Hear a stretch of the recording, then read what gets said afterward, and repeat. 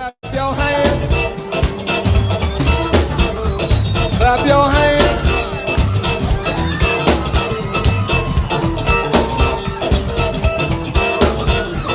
Clap your hands.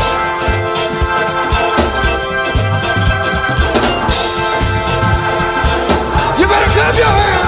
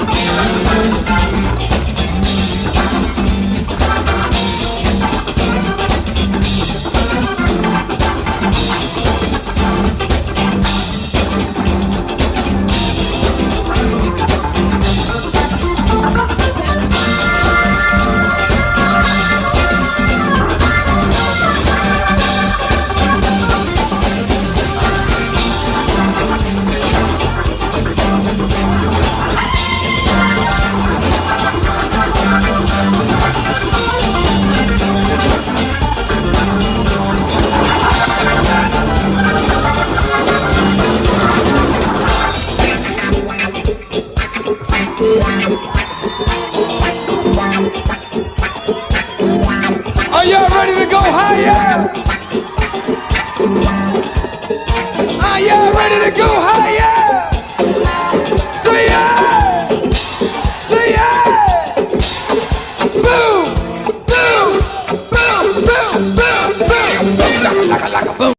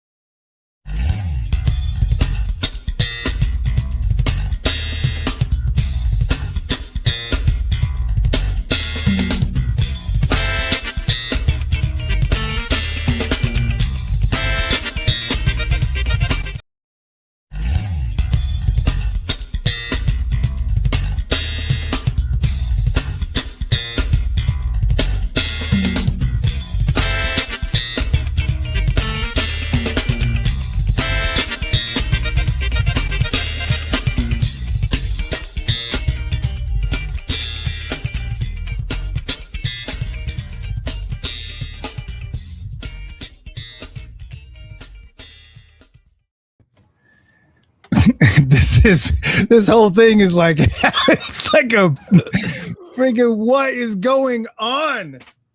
Yeah, sorry about that, folks. Kind of got caught in the middle there. I don't know what was going on, and the problem with StreamYard is that you cannot upload a video that's over 10 minutes long. So the only way to do that is to play a video directly from your computer, and that has never gone well. So I figured I'd roll the dice, and well. I guess. Oh well.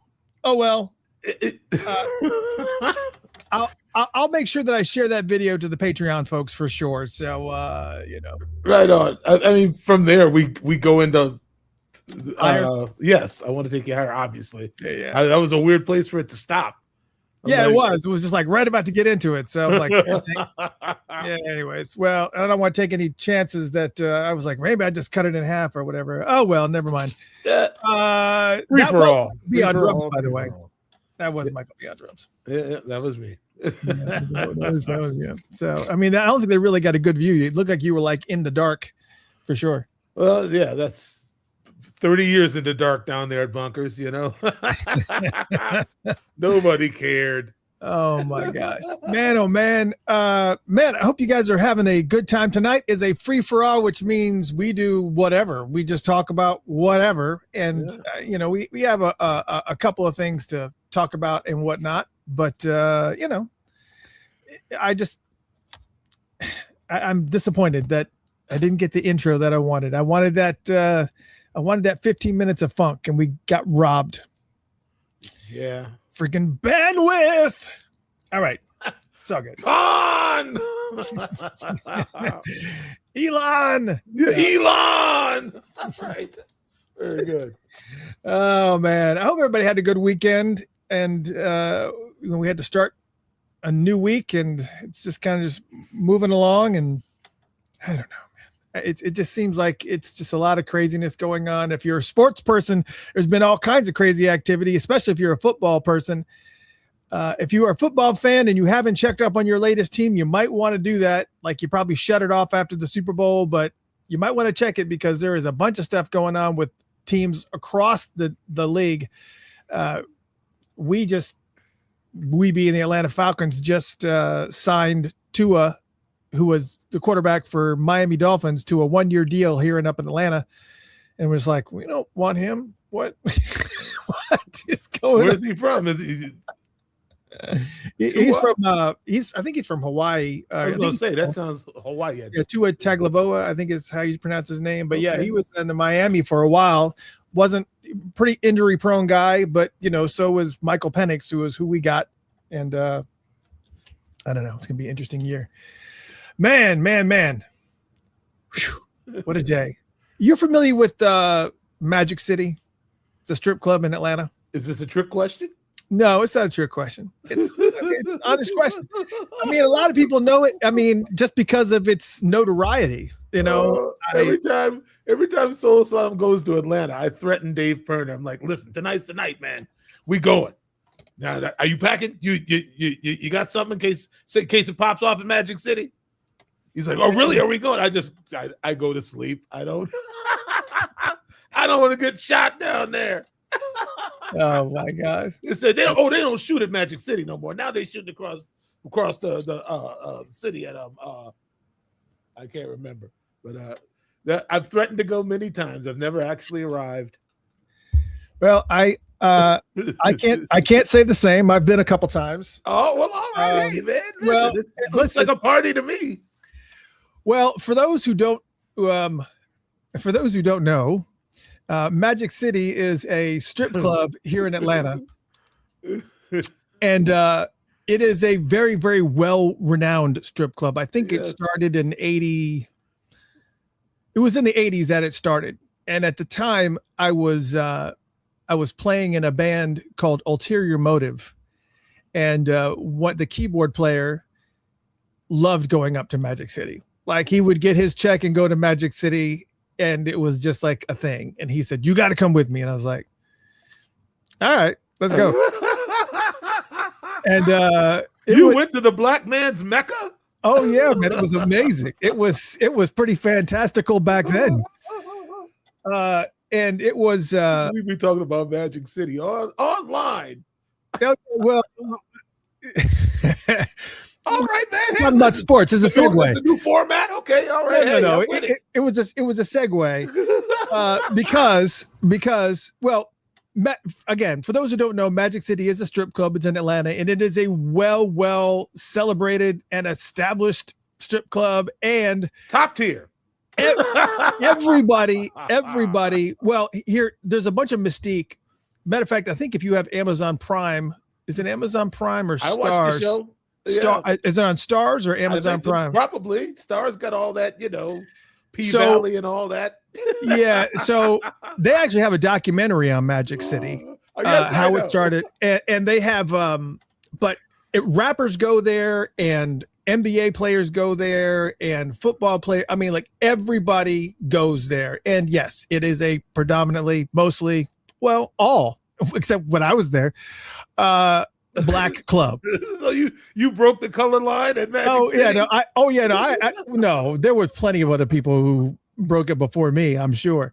There's no way that I was the only white person to go there. No, I'm sure Eminem has been in there.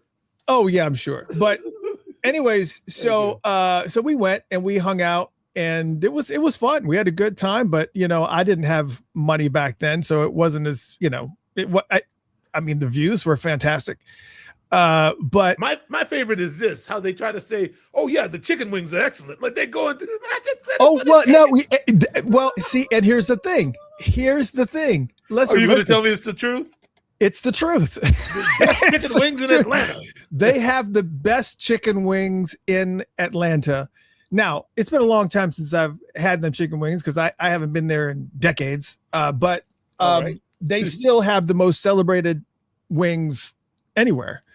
I don't see eating at a strip club just seems next level to me. But anyways, who sat the potato salad? Who would? What the? I would not. I'm sorry. So, anyways, and at the time, this wasn't really that far from where I was staying. So I've been there two or three times. I've been there. But the other thing too was that it's also the breaking ground for a lot of music. So a lot of hip hop artists would come. There's like really specific DJs that are there, and if they like your stuff, they will play it at Magic City. And if your song gets played at Magic City, it's just a matter of time before it's going to be on the radio, because all the music heads and powers that be would be inside Magic City. A lot of people weren't there for the dancers. They were there to kind of hear anything that's groundbreaker, and because it was like the Jack the Rapper convention in a lot of ways, because it broke a lot of people. Well, networking is networking. I got you. Well, yeah, but it was known for that.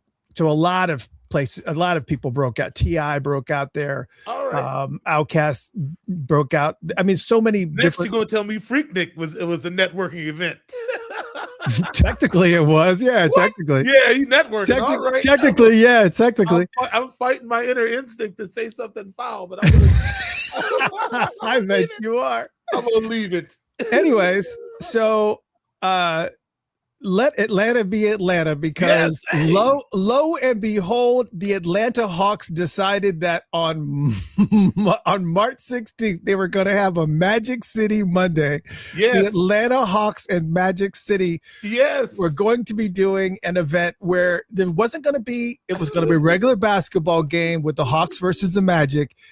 It wasn't, they're going to have these Magic City hoodies with the Hawks logo on one side, and I think it had a basketball with the peach leaf on the other.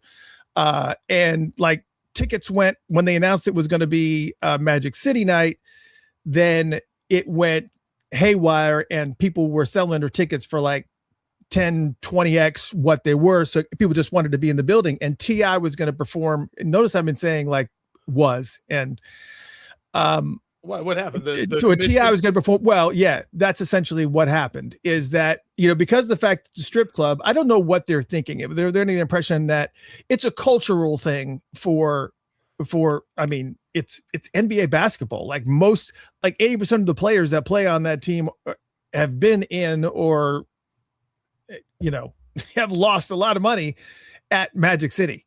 So it's not like it's a cultural thing here in Atlanta. Magic City is like, it's just the reality of it. But people don't see it that way. It's because it's a strip club. So I don't know if people are thinking that we're going to have strippers going up and down the aisles, or what they're thinking. The only thing they were going to be doing is that they were going to be celebrating hip hop, because of the fact that Magic City breaks a lot of hip hop artists. They were going to be celebrating, the wings, because they were actually going to be serving Magic City wings at the entire place. But it got shut down because it was initially slated for March 16th.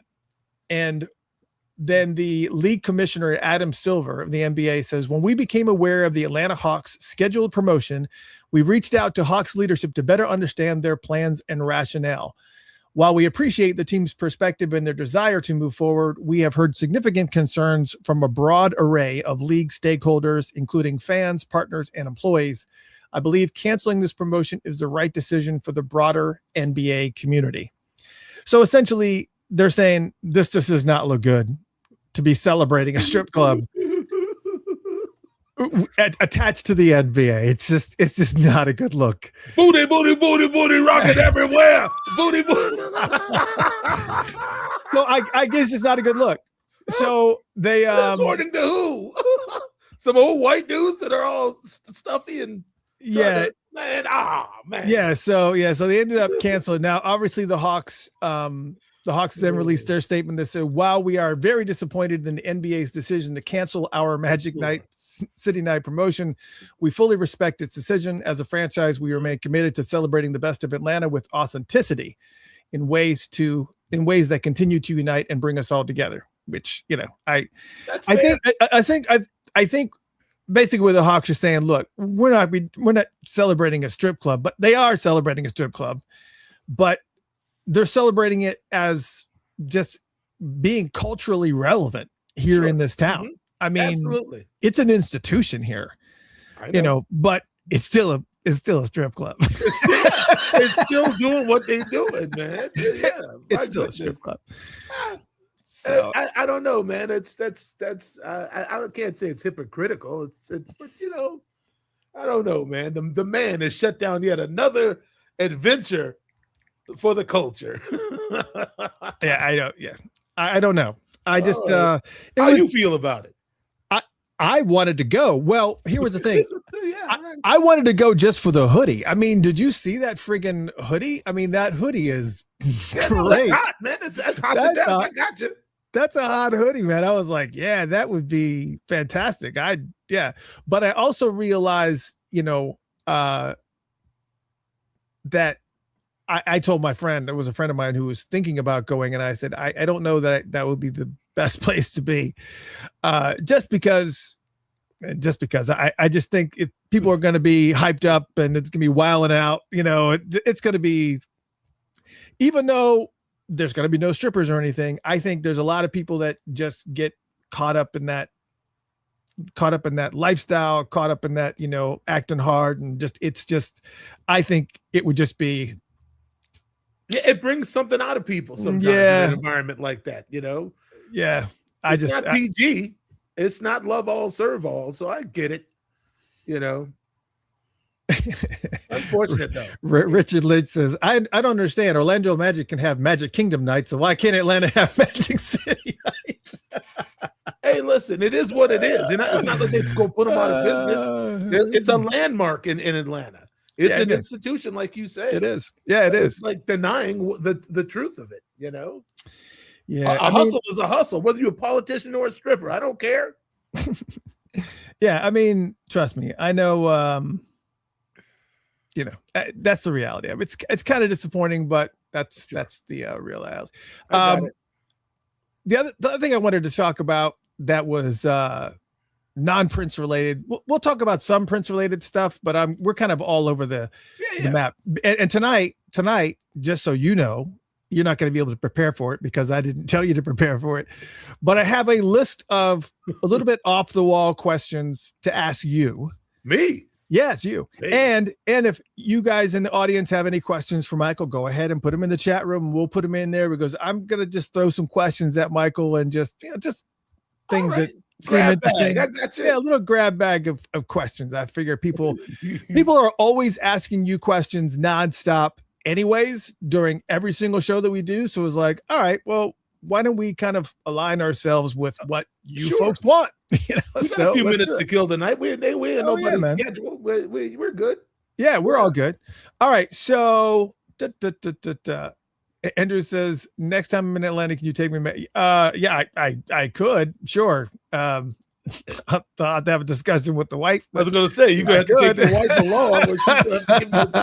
Because otherwise, I don't think you're going. And I hope this conversation doesn't get too crazy. And I'm just want to get a little bit of a feel of what people think here.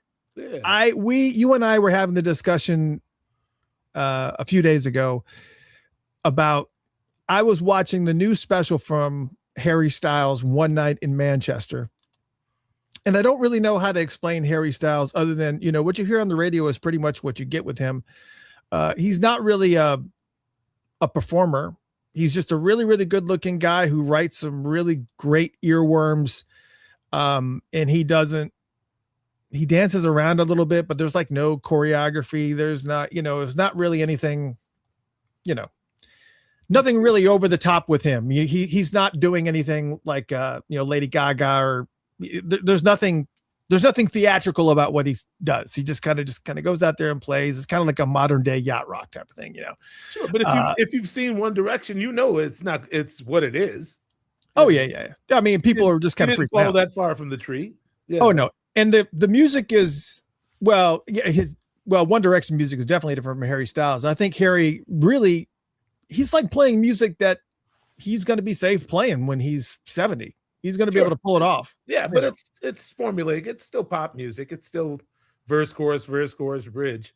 Right. And I appreciate what Harry's doing. I don't have any problems with him at all. I think he's a good songwriter. It was great. And I'm like watching the show and people are like fanatically singing word for word for an album that had only been released when they did that broadcast. The album had only been released for 3 days, and there were already a majority of people that were in that auditorium already knew all the words to all the songs on what he was doing. Cause he opened that show is all of the songs on that album. And then of course he played some of his hits at the end. And I had to watch it because I kind of felt like I need to keep my finger on the pulse of what's going on in music and just kind of understand what's happening. And I get it. And especially when you got a good looking kid like he is. And I think there's some of that too. My daughter is like that with some acts like Daniel Seavey and what's the other guy? Somber and guys like that. So I get it. These good looking guys. Yeah, these good looking guys, and they write some pretty good earworms. I mean, it's got some hooks. I mean, it's like, okay, I see what you're doing.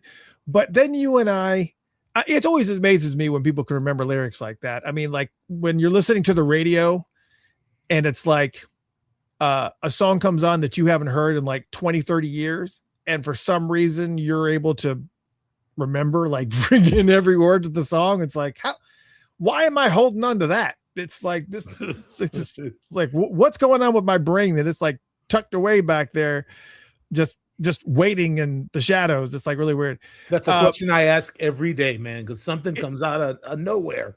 Every day of my life, there's a song that's just like, what, why is that? Right. Yeah.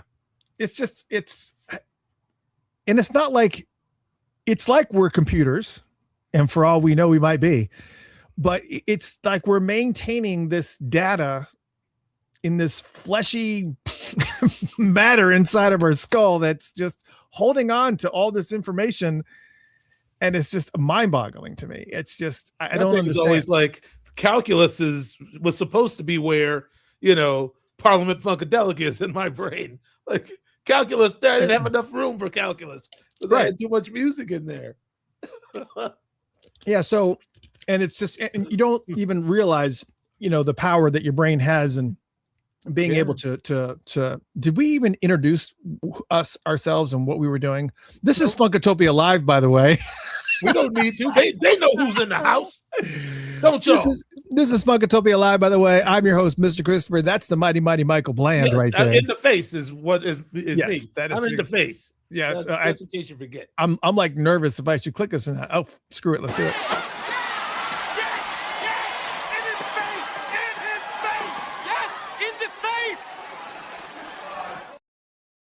Yes, in the face.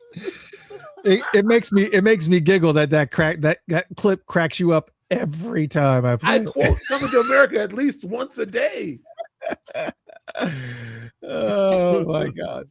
But anyways, to go back to the Harry Styles thing, because I mean, if I start going down the brain thing, then I'm going to start going into the space thing, and the space thing freaks me out even more. It's like I can't even.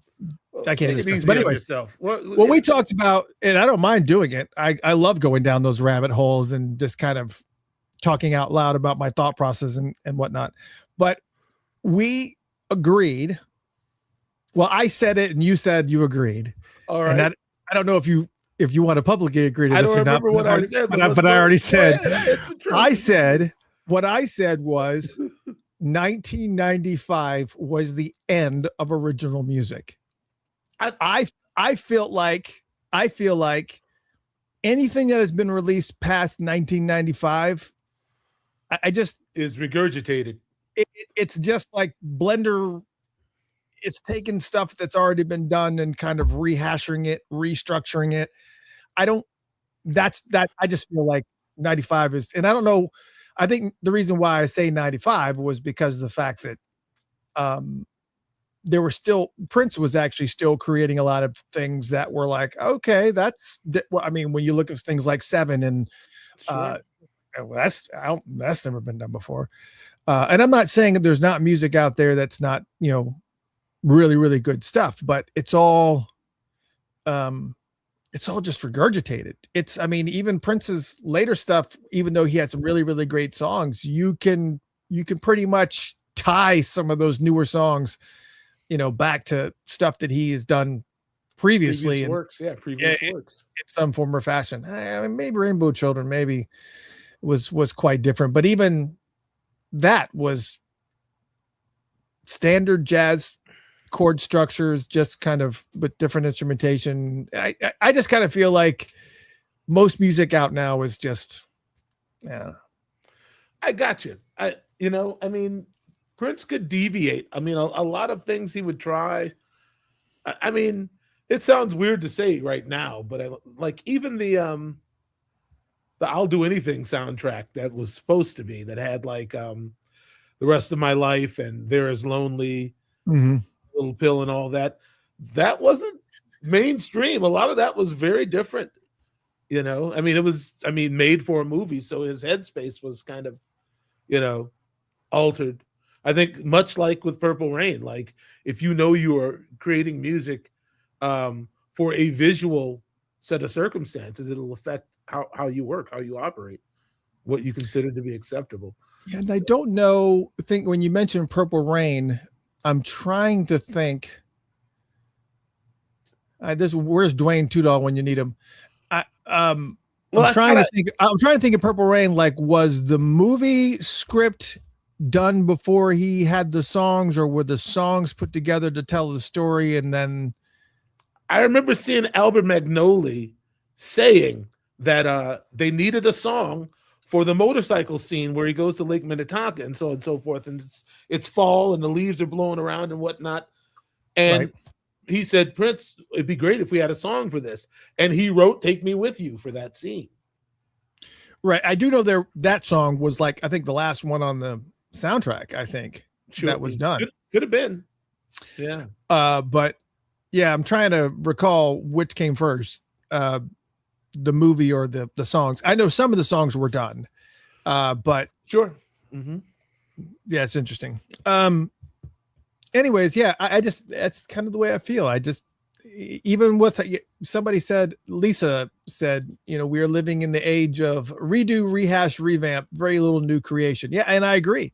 Because I mean, especially when you look at the Hollywood movies and stuff, it's like, okay, we're just going to redo this one. We'll just redo Little Mermaid. We'll just redo Beauty and the Beast. We'll just do it. Well, we're talking about Disney specifically. Sure. But in what world do you have to have two The Incredible Hulk movies? There aren't even sequels. Yeah, I don't know.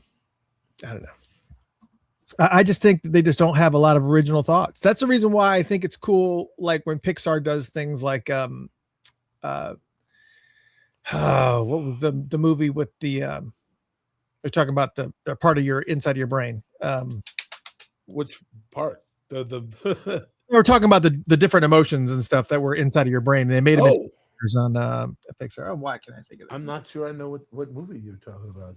Yeah, it's somebody in the chat room will tell me, but I'm just having a brain fart right now because I'm a huge fan of the movie. I actually saw the sequel too, which was phenomenal. Anyways, yeah, so I don't know.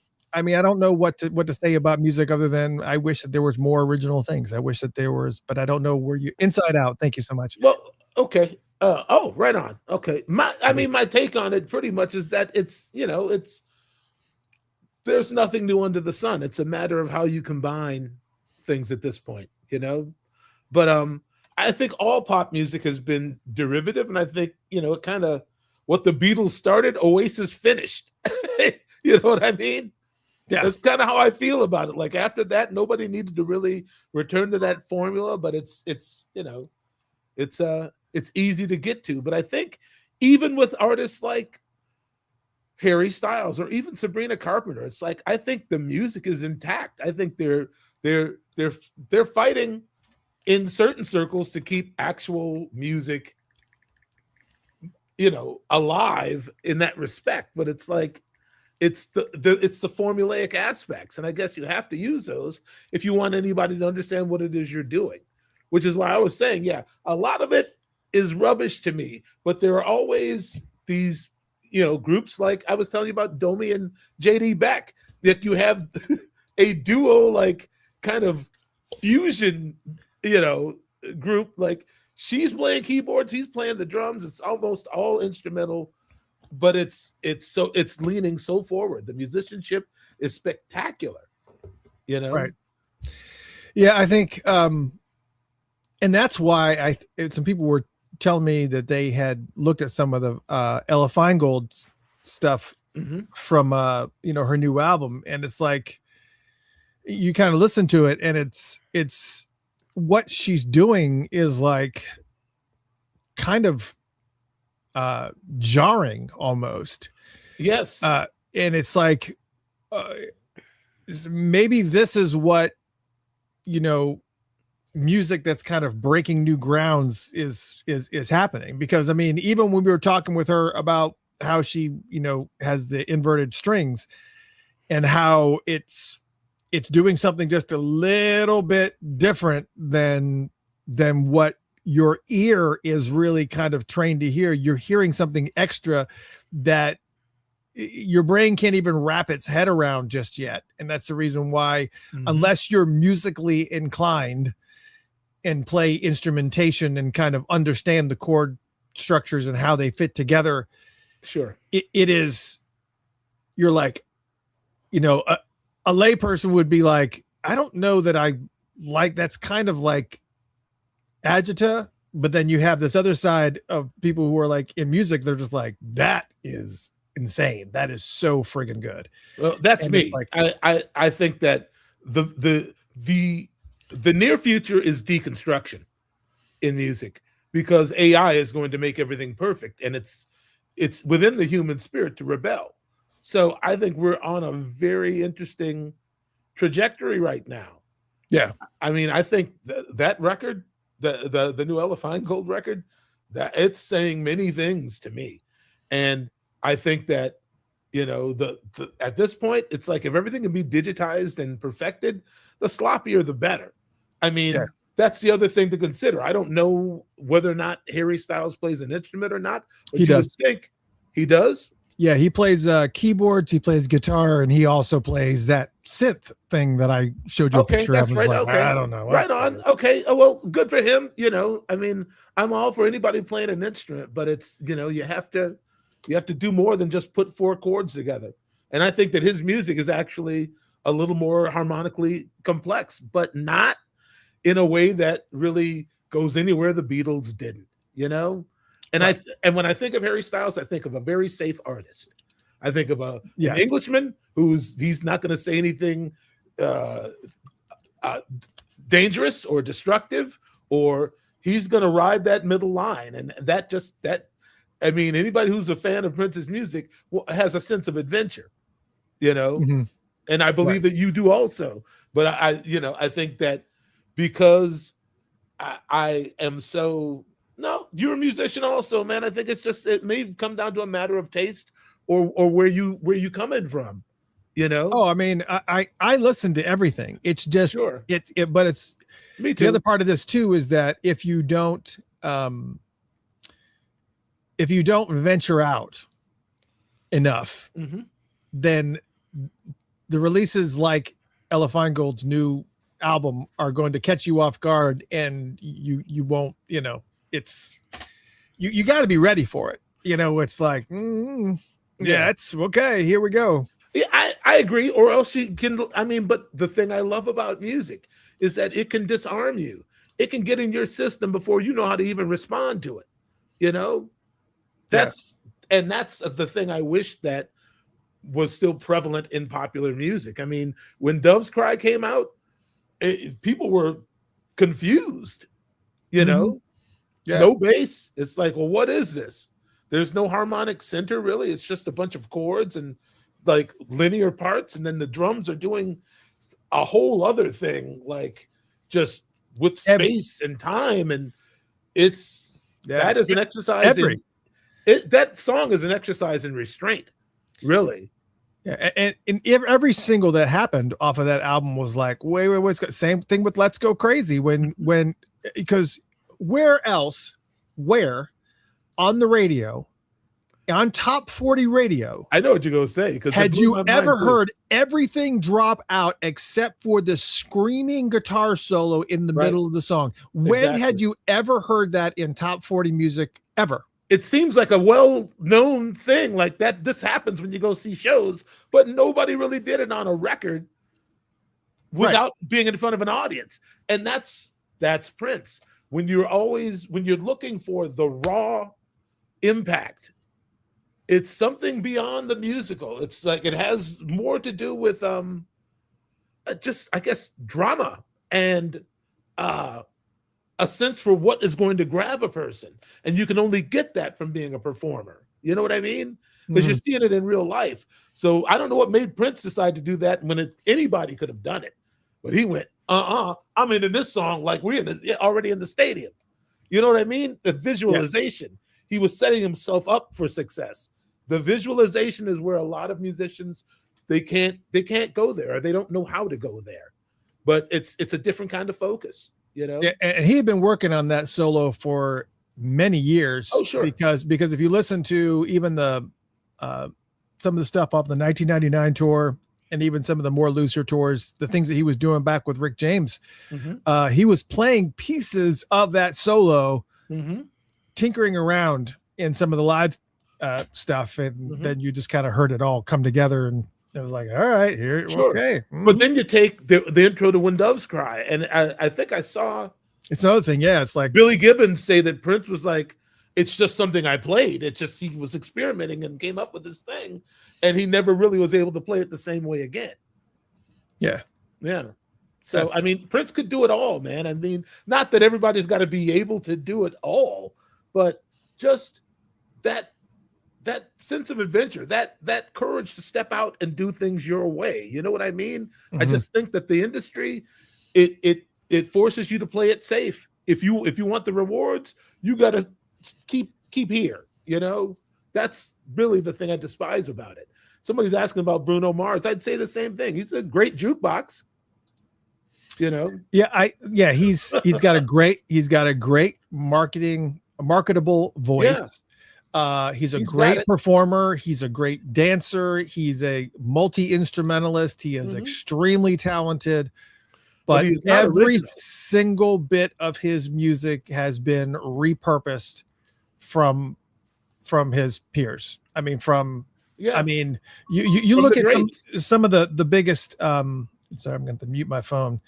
Every single, even the big songs off of Silk Sonic were like all stuff from old Motown riffs and things like Uptown Funk. I mean, even that stuff that he was doing with Mark Ronson was ripped directly from Prince's catalog all day long. And I mean, the time and everything that I'm not saying that it's not good, but the reason why, holy shit, people, the reason why it's not good. Yeah. I can't stand phones. It's like, I always think about that commercial with that actor where the phone's going off and he goes, one moment. And then he goes over there with a hammer and it's like slamming. It's like, I can't, the phone just, it's the ADHD. It's like if I'm on a track and my phone is constantly going off in my ear, I can't. That's one of my adjutants is multiple things going on when in a room. It's just like, I can't do it. I've seen it when your daughter walks in the room and you try to make a point. Your neck gets tight. You're like, oh, okay, here we go. What you want? Yeah. So I mean, I love her to death, but it's like I can't. You know, what am I gonna do? All right. But anyways, yeah. So yeah, I mean, but all of Bruno Mars's music is pulled from it, but it was great music, and he's doing a phenomenal job at repurposing those.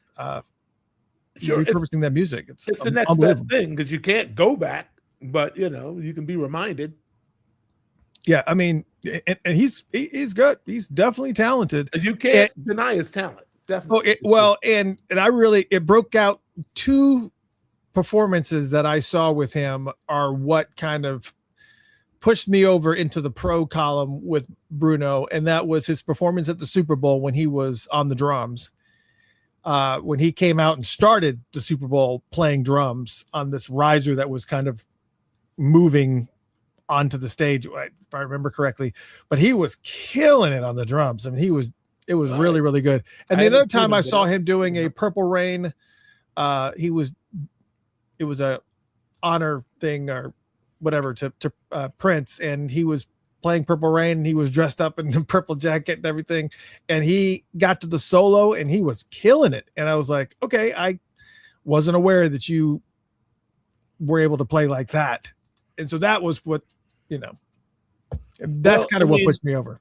I'll say this. I didn't see that, but I saw when he played Let's Go Crazy, and I don't know. It's maybe he got a few lessons between then and when you saw him, but I was like, I have to give him an E for effort, but he was bending the strings a little sharp and his vibrato wasn't really together. I'm like, okay, well, we can't be great at everything.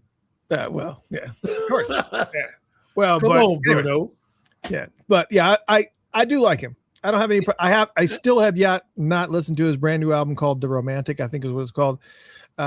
Just because I heard a couple of clips and it's very much going to be leaning towards that Silk Sonic direction where it seems like it's going to go that way, which is fine. I love Anderson Paak. Sure. Brilliant cat. So, I mean, there's an example. I mean, he's not, I wouldn't say that Anderson Paak is necessarily mainstream, but he's definitely, he's a known figure. He's a known, he's kind of like Pharrell. He's kind of like, he does this, he does that. You can't really pin him down. You know what I mean? Right. Yeah. But he's got that something though. That's the difference. Yes, absolutely. If you heard his albums, there's just something else going on with Anderson. Malibu. I think his material's hot. I think he's a great drummer. Yeah, that's the other thing too. I was wondering because somebody had said, what was I watching? Oh, that Harry Styles special. And he said in the concert, he goes, okay, you guys ready for the next song? And of course, everyone went crazy. And he goes, all right, let's go platinum. And then he started a song. And then immediately this thought hit my head. I was like, how difficult is it for an artist to go platinum now? Because so many people are just streaming music. I mean, they're not running to the record store to buy the record.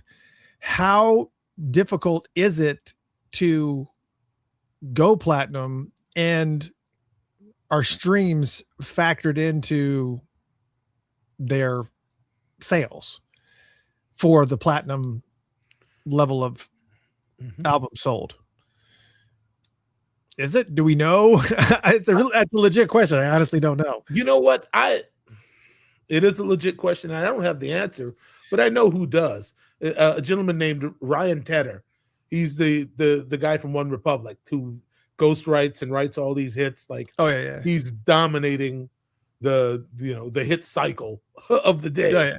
Like him and his writers, they'll write like 2 or 3 songs in a day and they'll all chart. Is what I've gleaned from just what I've studied about him. But he's like half musician, half businessman. And he talks about all of this in these interviews on YouTube. I've watched maybe 2 of them where he's just talking about like artists don't really know where the money's at. And he's got to ask like, hey, do you keep up with this chart and this chart? There's a European chart. There's a this chart, that chart. Like the money is out there. You just got to know where to look, Yeah. I mean, but that's the tricky thing is that, in order for an album, platinum is what? 1 million? Is that what platinum is?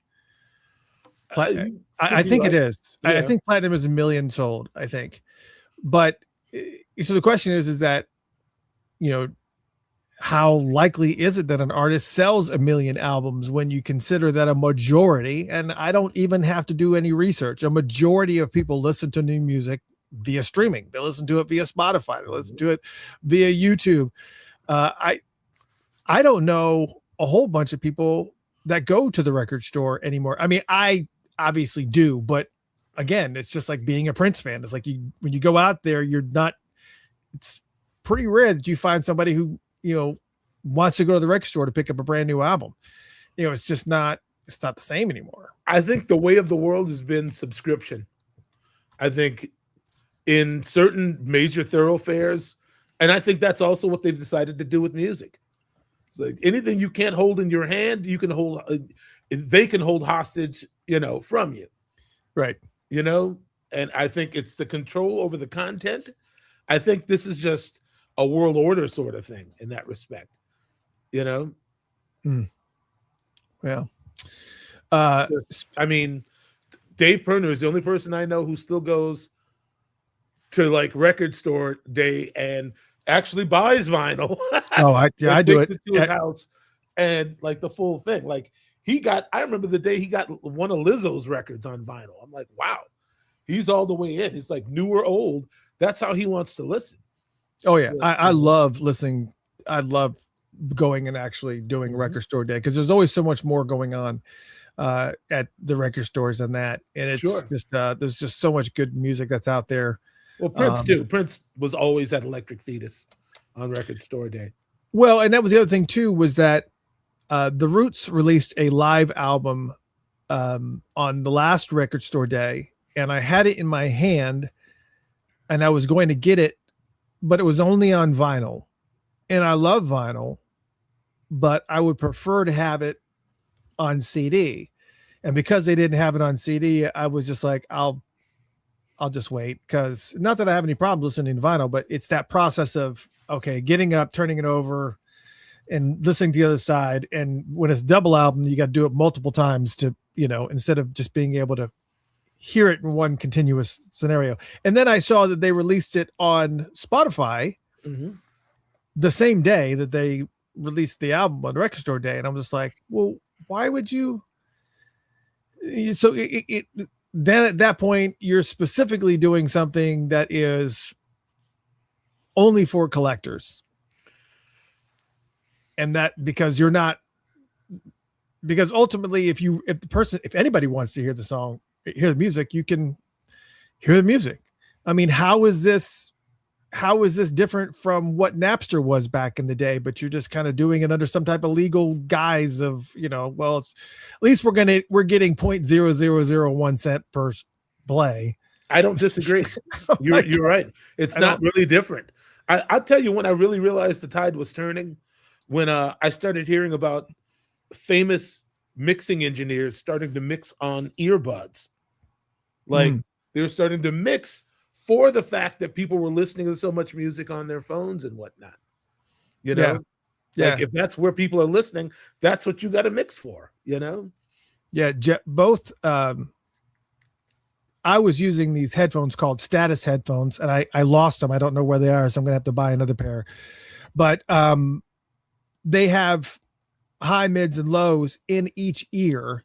So literally that you can go when you hear it, it like completely envelops your head, and you can hear every little intricate detail. It's an amazing experience.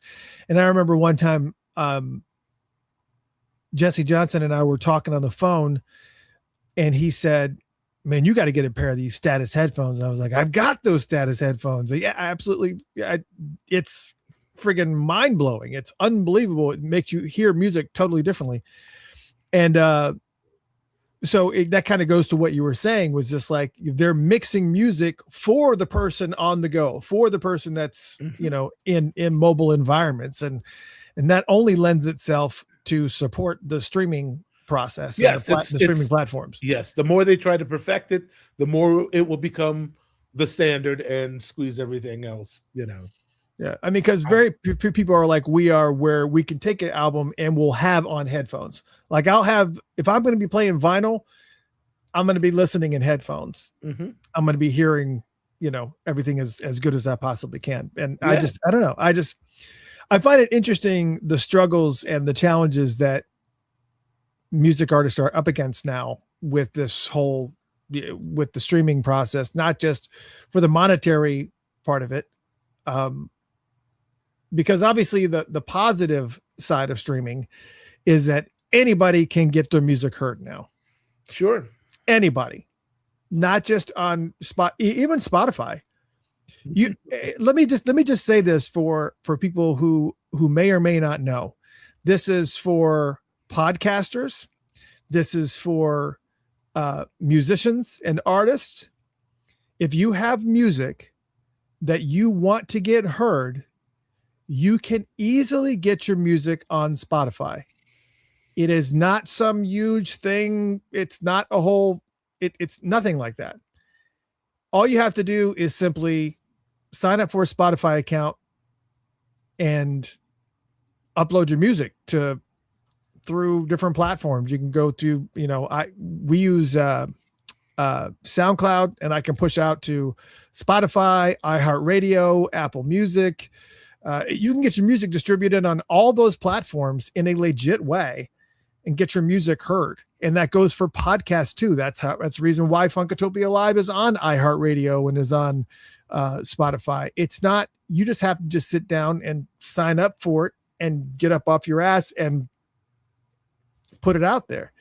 It has cachet to it to say, hey, you want to listen to Funkatopia Live? You missed any part of the show? head to Spotify, head to iHeartRadio, head to Apple Music. They're like, oh shit, he's on Spotify and iHeartRadio, but it's not that hard. It's hard to do. It's not like, it's not difficult. Do it. If you're out there and you want to get your music heard and you're wondering why people aren't hearing your shit, but you get it out there.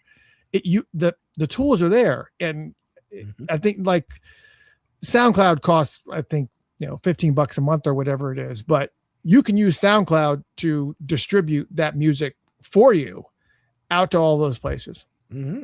I should actually do like a how-to video to show people how to do it. Actually, Patreon would be a good place for you to. Yeah. I mean, that would be something that could just help people get moving, because I feel like there's a lot of people out there, a lot of musicians here in the chat room that would love to get their music heard. There's probably podcasters that are doing their thing too. And they're like, man, how do I get on this? And how do I get on that? It's like, it's not that difficult. But then that kind of goes right back to what we were saying before, is that the market is just so flooded now that that's really the best way to get your music heard. Because back in the day, to sell an album, what did you have to do? You had to figure out some way to be able to get some type of single or some type of hit onto the radio. And then that DJ or whoever would help kind of push it a little bit. That was obviously back in the days of payola. But then at that point in time, that would drive people to the record store to pick up your record. And that's not, the effort is just, you don't need to do any of that now. It's just, as long as you can get the word out, you can try to go viral by doing something stupid. And I was just discussing this with a friend of mine, actually. I was saying, he was like, well, how do you, what are the other ways to succeed? I was like, well, that's a broad question. Controversy always works. Yes. Go do something. Go get shot. Go shoot somebody. Your streams will go through the roof. Okay. It's funny. Majesty said, I buy vinyl for collection purposes, but the worst thing is buying something on vinyl and having it skip. I buy all Prince releases on vinyl, but won't open them, and CD, then rip the plastic, rip music onto my MP3 player. Okay. I do actually have all of the albums that I have from Prince from 1999, everything that was been released box set wise posthumously. I opened up just to do a unboxing for people to see what comes in the box. And just kind of show everybody. Most of them have not been played. I don't put them on the record player. I don't put them on. The sole purpose is just to kind of keep them and almost kind of just to say that I have them, really totally honest. Because if I want to stream music, I've already had all this. Just like Majesty said, I already have all this in MP3 format or something on the computer. I can make any type of set list I want. I can load up all the albums that I want, especially now with Spotify.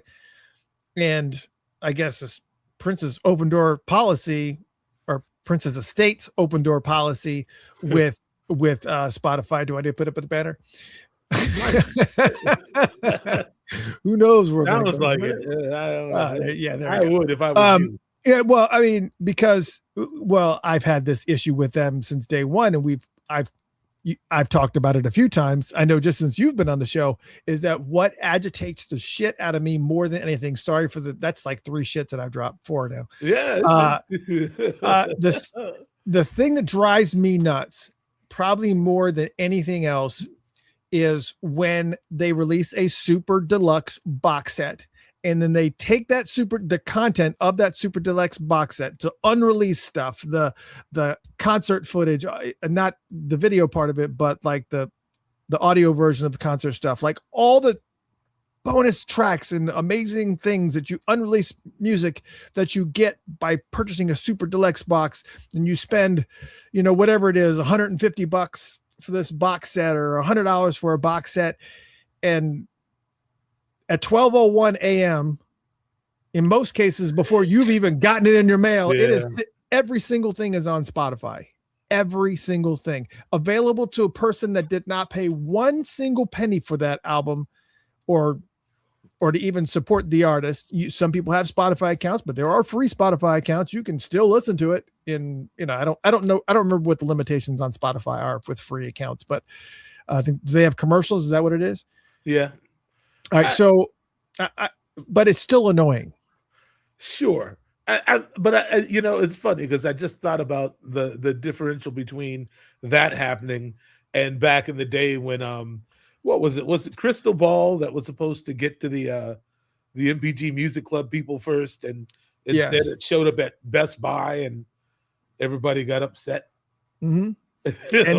and then they were like scattering for the rest of the time. Then they threw in, I think there was some delays, and then they packaged was the truth with it and something else. I think there was like a bunch of stuff that goes. Even when Prince was around, there were shenanigans. So I'm just saying.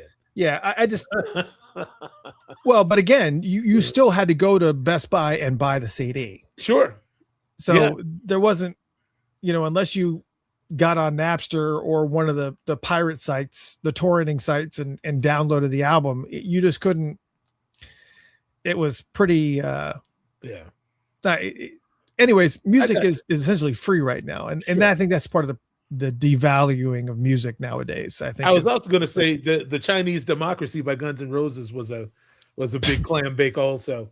That was their fault. That was their fault. That was them. Yeah, sure.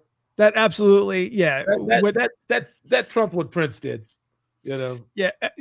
What? Yeah. No. All right. Okay, man. I was just stopping there for a second. Yeah. No. You don't have to dwell. No, you're right. Like, if you give it to people for nothing, they're going to expect to have to pay nothing. Right. Exactly. If you devalue, it's like, is the Mona Lisa devalued? Did we have somebody say that about our show? Man, I love what you guys do, but I ain't paying for it. Yeah, somebody said that. Like, like, wait, hold on a second. So and then you want to complain about the interview style and whatnot. Not paying a dime. We don't need you. You and I could be on the phone doing this. We don't have to do this on camera. We're homies. We don't need this. I still remember reading that and going, God damn. Yeah, I'm like, man. Like, what? Well, damn, all right. Tell me how you really feel. Oh, my God. Some people, man. Some people's chillin'. Oh, my God. That's so funny. Goodness. No home training. All right. We got it like 8 minutes before we had to go into the second hour, which is going to be the Michael B. question hour. It's going to Q&A hour. Get a little more liquid death in my system. All right, go ahead. Is it straight flavor? I have Rest in Peach. Dead Billionaire. What's that one? Is it what like flavor? Arnold Palmer, kind of a lemonade ice. Okay. It's he doesn't have a lot of flavor. Yeah, I like. It's not supposed to. I don't think it's agave, and it's just like it's filtered water, with little flavor in it. I like it. It's no carbonation. Yeah, that's just straight water. It's good stuff. It's good stuff. All right. So I know I've had a lot of questions in between the shows regarding the celebration. So we'll go ahead and get that. Yeah, let's get into it, man. Yeah. As you guys know, the Prince celebration, by the way, I want to say whoever the artist was that came up with this look, it's phenomenal. I mean, obviously it's from the Under the Cherry Moon face, but I'm talking about where it says celebration and they took the I and the O in celebration and made it into a 10. Hats off. I see. That's tight. I see what you did there. Yeah, that was nice. June 3rd through the 7th, they're having the Prince celebration, which will happen in Minneapolis. It will also happen in Chanhassen, which is where Paisley Park is at, and it will also happen in St. Paul. We don't know exactly what's going to be going on. We have not gotten any word about any performing acts or any of that stuff. But right now, the early bird pricing is still going on right now. You can just go to paisleypark.com and you can get tickets. The tickets are still available. However, if you wanted to go VIP style is sold out for the early bird part of it. So, but it's only sold out for what they had set aside for the early bird thing. They didn't take all the VIP tickets because the other thing was that what was I going to say? You don't even know because you're not in here. I am not in your brain right now. Yeah, you can see the smoke. You can see. Well, I started going down a rabbit hole in my brain. By yourself. Where Yeah, are you leaving me, man? this is the ADHD kicking in right here. That's what's happening right Or the now. gummy, one of the two. Funkatopia.com/gummy. Gummy. No, it's not that.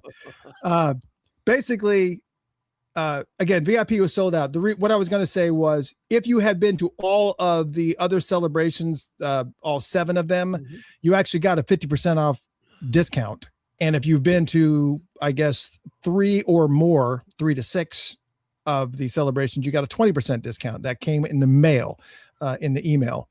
And so you not only get this early bird pricing, which takes off the pricing, but it also, you also get that discount. So those are available. But again, all the VIP stuff is gone. However, they are having a celebration sweepstakes that is happening. So I guess if you go to paisleypark.com, they're going to have information on this Prince celebration sweepstakes, but they are going to be giving away four VIP celebration tickets, and along with Paisley Park and Prince related merchandise. And they're going to be doing drawings for this, or entries are going to be collected from March 10th to April 10th. So starting today, for 30 days, they're going to be doing this. So just go to paisleypark.com. I'm sure you'll find information about the celebration. And if you can't afford it, then, pray to whoever you pray to and go to it. Somebody is questioning your mathematics. 6 to 7, you got 50%. 2 to 5, 10% off. I don't think that's what I heard. So Cassandra Bradley is wrong? I'm not saying she's wrong, but I'm not saying I'm wrong either. All right. So it's your show. So no, it doesn't matter if I'm wrong. I thought that you had to. Wrong, it's your show. I thought you had to go to all of them, all 7 of them, to get the 50% off. I could be wrong. Maybe it is 6 and 7. If it is, fantastic. You get 50% off. Anyway, they offered a discount. Now, how about that? See, yes. the state So is on your side. VIP is $12.50. Well, again, you can't get this right now, but again, if you got 50% off of that, you could basically go VIP to the Prince celebration for what's that, $625, which is great, which include a guided tour of Paisley Park, a kickoff DJ dance party, exclusive unreleased Prince in concert footage, live music concerts, Under the Cherry Moon screening, celebration events and installations in Minneapolis and St. Paul, panel discussions, the Vault Conversation Part 2 panel, which is going to be a continuation of what they did last year, new artist showcase, the block party at the Prince mural in downtown Minneapolis, a drone show. I'll talk about that in a second. VIP preferred seating in sections at celebration events, VIP hospitality suite in downtown Minneapolis, exclusive listening session, exclusive VIP merchandise, first access to all celebration merchandise, a VIP lunch, and a VIP gospel brunch. So that's quite a bit there. Yes, sir. But there is before we talk about this, and just so we know, also, since we're talking about pricing, GA general admission was $700. So you could get, if you got 50% off, you get in for $350. Yeah. So, anyways, and of course with GA you would get everything the VIP got, except for the guided tour through Paisley Park, the VIP lunch, the VIP gospel brunch, the exclusive listening sessions that they do for unreleased material. I think you actually get one extra concert that you get to see beyond. And there's like a lot of different little things that kind of, make it worthwhile for a lot of people doing GA. But again, was that the right way? No, I think I just put this in a second.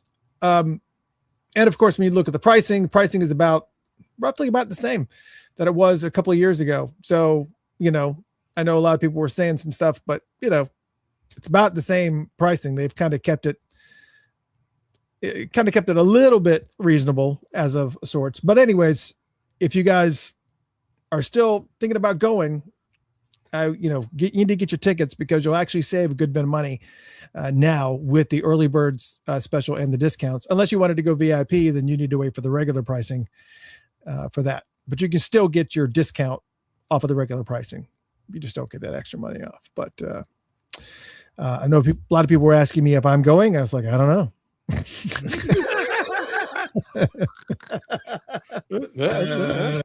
Now, are you going? Christopher, you going? I was like, I don't know.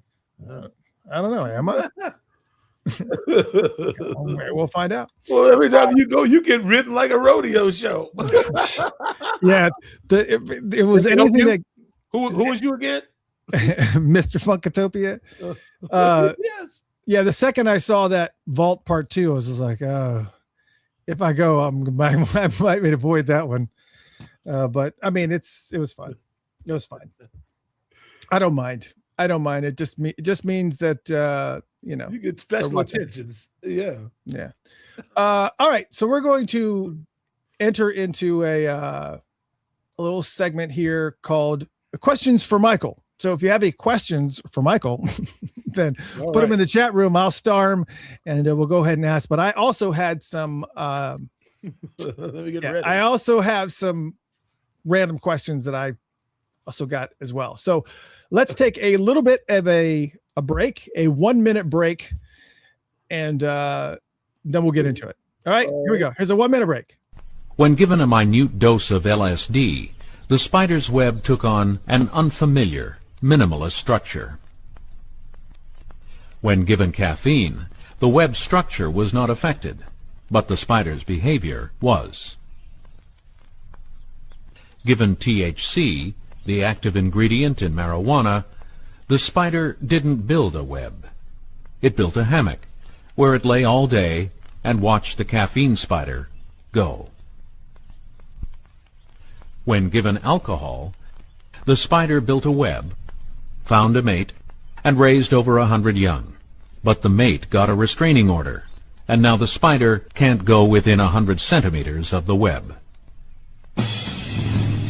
The crack cocaine spider figured building webs was for suckers, waited till the caffeine spider was exhausted, then came up behind it and popped a cap in its ass. Well, all right, man. I really did not see that coming. That's all right. That's the whole purpose of that video. That's really something. You got me, man. Wow. I got too, because I was like, oh man, I wonder what does happen with spiders. Yeah, they had me all wrapped up for real. What's the cap? Wait, what in the mother? And then when I saw the dangling restraining order, I was like, okay, all right. All right, so we'll play one more quick video clip because it ties into the question. Yes. That my first question that I'm going to ask you. Great. To kind of give you an idea of how these questions roll out. This is a 27-second clip of Nickelback getting ticked off at an audience because they weren't. Well, just watch the video. Have we got any Nickelback fans in Portugal? Are you sure? Up to you. You guys want to hear some rock? Did that stop for everybody? It did. Yeah. Okay. We'll try this again. Again. Oh my God, what is going on? Lord have mercy. This is Lord go.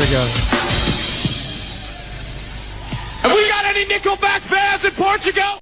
Friggin' never mind.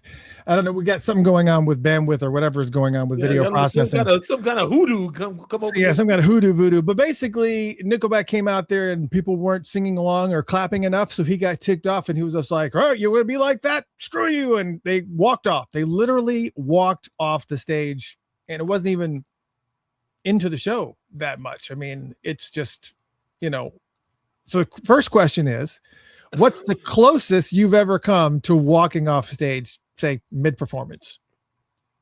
That kind of gives you an idea of how these questions are going to go. What is the closest you've ever come to being like, you know what? I'm literally about to get up off this stool. I'm about to get off this stage. I was on tour with Paul Westerberg in like 2005. And he was doing this thing where he was acting like he was cutting everybody with this knife. And like, he came over next to me with the knife. I got up off the door. I was like, man, I don't know what, like, it's hard to explain, man. It was like, it turned into this sort of like ritualistic sort of thing. Like he was acting like he was cutting everybody, but he was using the dull side. And he got over by me. I was like, hey man, I got up. I was like, I'll walk off this. He was like, it's just a gag, man. It's just a gag. Just let me do it. Yeah, I let him do it, but I was looking at him like, if you. Did you let him do it? You didn't let him do it? I let him do it, but I mean, because it was nothing. He wasn't really actually doing it, Yeah, I know. Of course, he wasn't. But But he came back by me. I stood right up. Hey, listen, man. You want to catch some heat? Get a little closer. I'll wring your neck, man. Don't you play with me. All right. So what I'll do is I'll go back and forth with my question. That was mine. And we'll go to one of the audience questions and we'll kind of go back and forth. Somebody said bandwidth is not a Nickelback band. Oh, Lord. Was it I think it was Dave Grohl that basically says, what's horrible is that if you play, what was it? I can't remember. It was some Nickelback comment, or it was something like, it was something. I don't remember what it was. It was a Nickelback comment where you play it backwards. It's Nickel. I don't know. I can't remember what it was. It was something funny. I ought to remember. Okay. Love Sexy says, Mr. Bland, what was the first song that you learned on the drums all the way through? In addition, what was the first Prince song that you actually played with Prince? Wow. It probably some Led Zeppelin song. Other than like, playing. I used to play to like, my dad had a Walkman with a radio in it. So I'd get home from school and I'd turn on KQ92 and I'd play to Aerosmith, Guns N' Roses. I played to, just anything that came on the radio, but what I remember really learning was like, I got into Led Zeppelin kind of heavy. And so I was like learning, I think when I got Led Zeppelin 4, I heard like When the Levee Breaks on the radio. And I was like, what is that? I got it. And I went right to Dinkytown to like the Sam Goody store and bought it. And that was my thing for a hot minute. I was studying Led Zeppelin 4 constantly. Yeah. I don't know anybody, any drummer that didn't hear Bonham for the first time and go, oh, wait a minute. I'm doing the wrong thing. I need to do that. Yeah. Yeah. It's just, because the way it was just, he just played, him and Keith Moon, they just had such a violent slam way of playing the drums. Was just like, dude. Definitely live. But the thing about Bonham was he didn't really hit that hard in the studio. I saw John Paul Jones talking about it. He said he was really a fan of like the Motown drummers, like Benny Benjamin and like, what's his name? Uriel Jones. Like he was into like the Motown drummers. So in the studio, how they got that sound was they put the mics like in the corners, I think they were saying. Like also he used like a 26 or a 28-inch kick drum in the studio. And I think he toured with the 26 because they didn't make a case big enough for a 28 back in the day. But yeah, so it's like, it sounds really aggressive, but he's really just letting the room do the work. Right. And I think what I'm thinking in my head is when you mentioned When the Levee Breaks, it's like, that song was just like, it's all about the drums. Yeah. Oh, yeah. Yeah. It's just so. And that with Prince, I don't remember what was the first song. It was probably like a blues song at Bunkers. I think he sat in like the first night he came to kind of check me out, and he sat in and we played like a blues, like a bat, like a kind of a slow tempo. And I remember after the show, the front of house guy at Bunkers, Cody Anderson, who I've known since I was probably 15 or 16 years old, been mixing me down at Bunkers forever. Cody was like, man, he said, when you played something during that blues and Prince looked up, like, he said, you're going to get a job, man. I was like, man, you crazy, man. Like, and lo and behold, it's some people do things you can't, I don't think you ever shared that story before about somebody saying something like that, where you're just like, I started to hear it. I really did. Like people were saying like, hey, I heard you got the Prince gig. I'm like, I don't know what you're talking about. He comes down to the club and sits in, but nobody's told me anything. That's news to me, but it was just like, I kept hearing it more and more all the time. And I was just like, He hasn't said one word to me about it. You know, and eventually he called the house. You know, my dad was like, I think it's Prince. It's Prince on the phone. Can I speak to Michael Bland, please? Yeah. All right. Okay. Next question. This one's for me because I don't have it on the bottom here. But All right. What is the most memorable gift that you've ever gotten from a fan? Wow. I mean, and this is assuming that you actually, people will actually come up and give you things, or because it's not. I don't know how prevalent that is with you or not, but I'm sure that somebody had to go, oh, it had to happen at some point in time. Somebody had to give you stuff.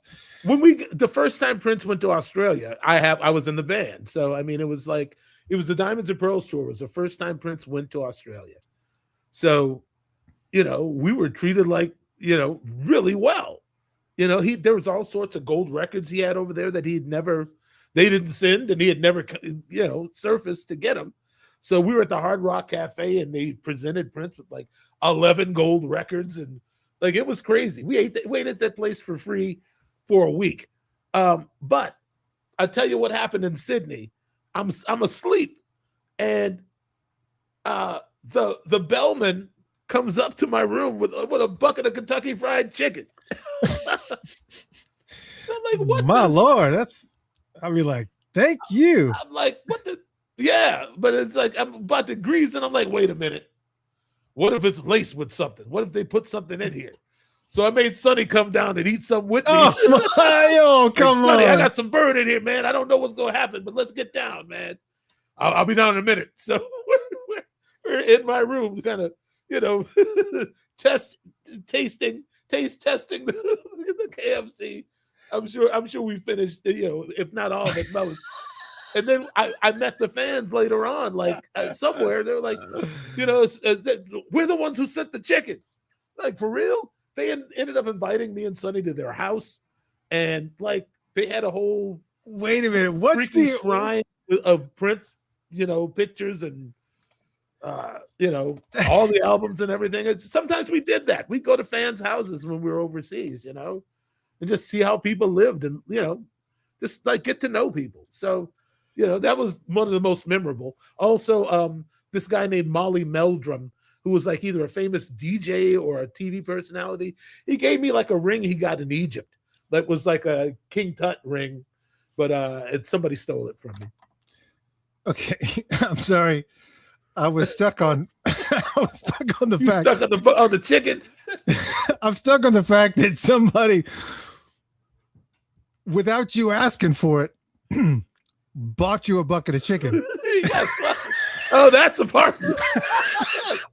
They figured, I'm just figured what, Michael? Well, do I have to go there?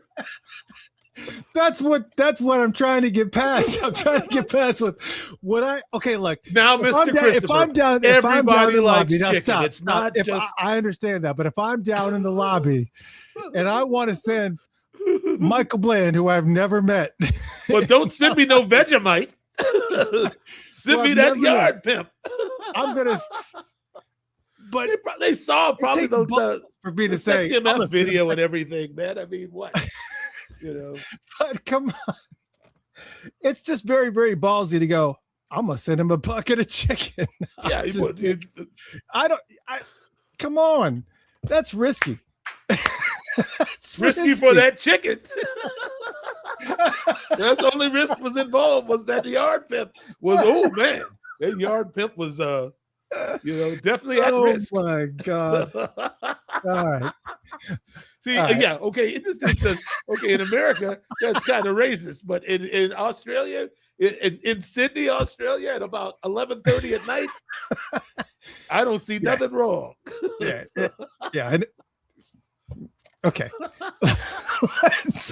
let's read an audience question, shall we? All right. That's my see, but that's what these questions are supposed to do, is kind of make you think of stories that maybe you hadn't thought of. I got you. And then and the fact that you were really curious. Yeah. The really curious. Yeah, we know the answer to that question. Yeah, of course. But Yeah, never mind. We're gonna escape this anyways. What I just thought was funny about the other chicken part of it was that you weren't sure if the chicken was tainted, so you dragged Sonny into it. Sonny into it. If I go, Sonny, we both go.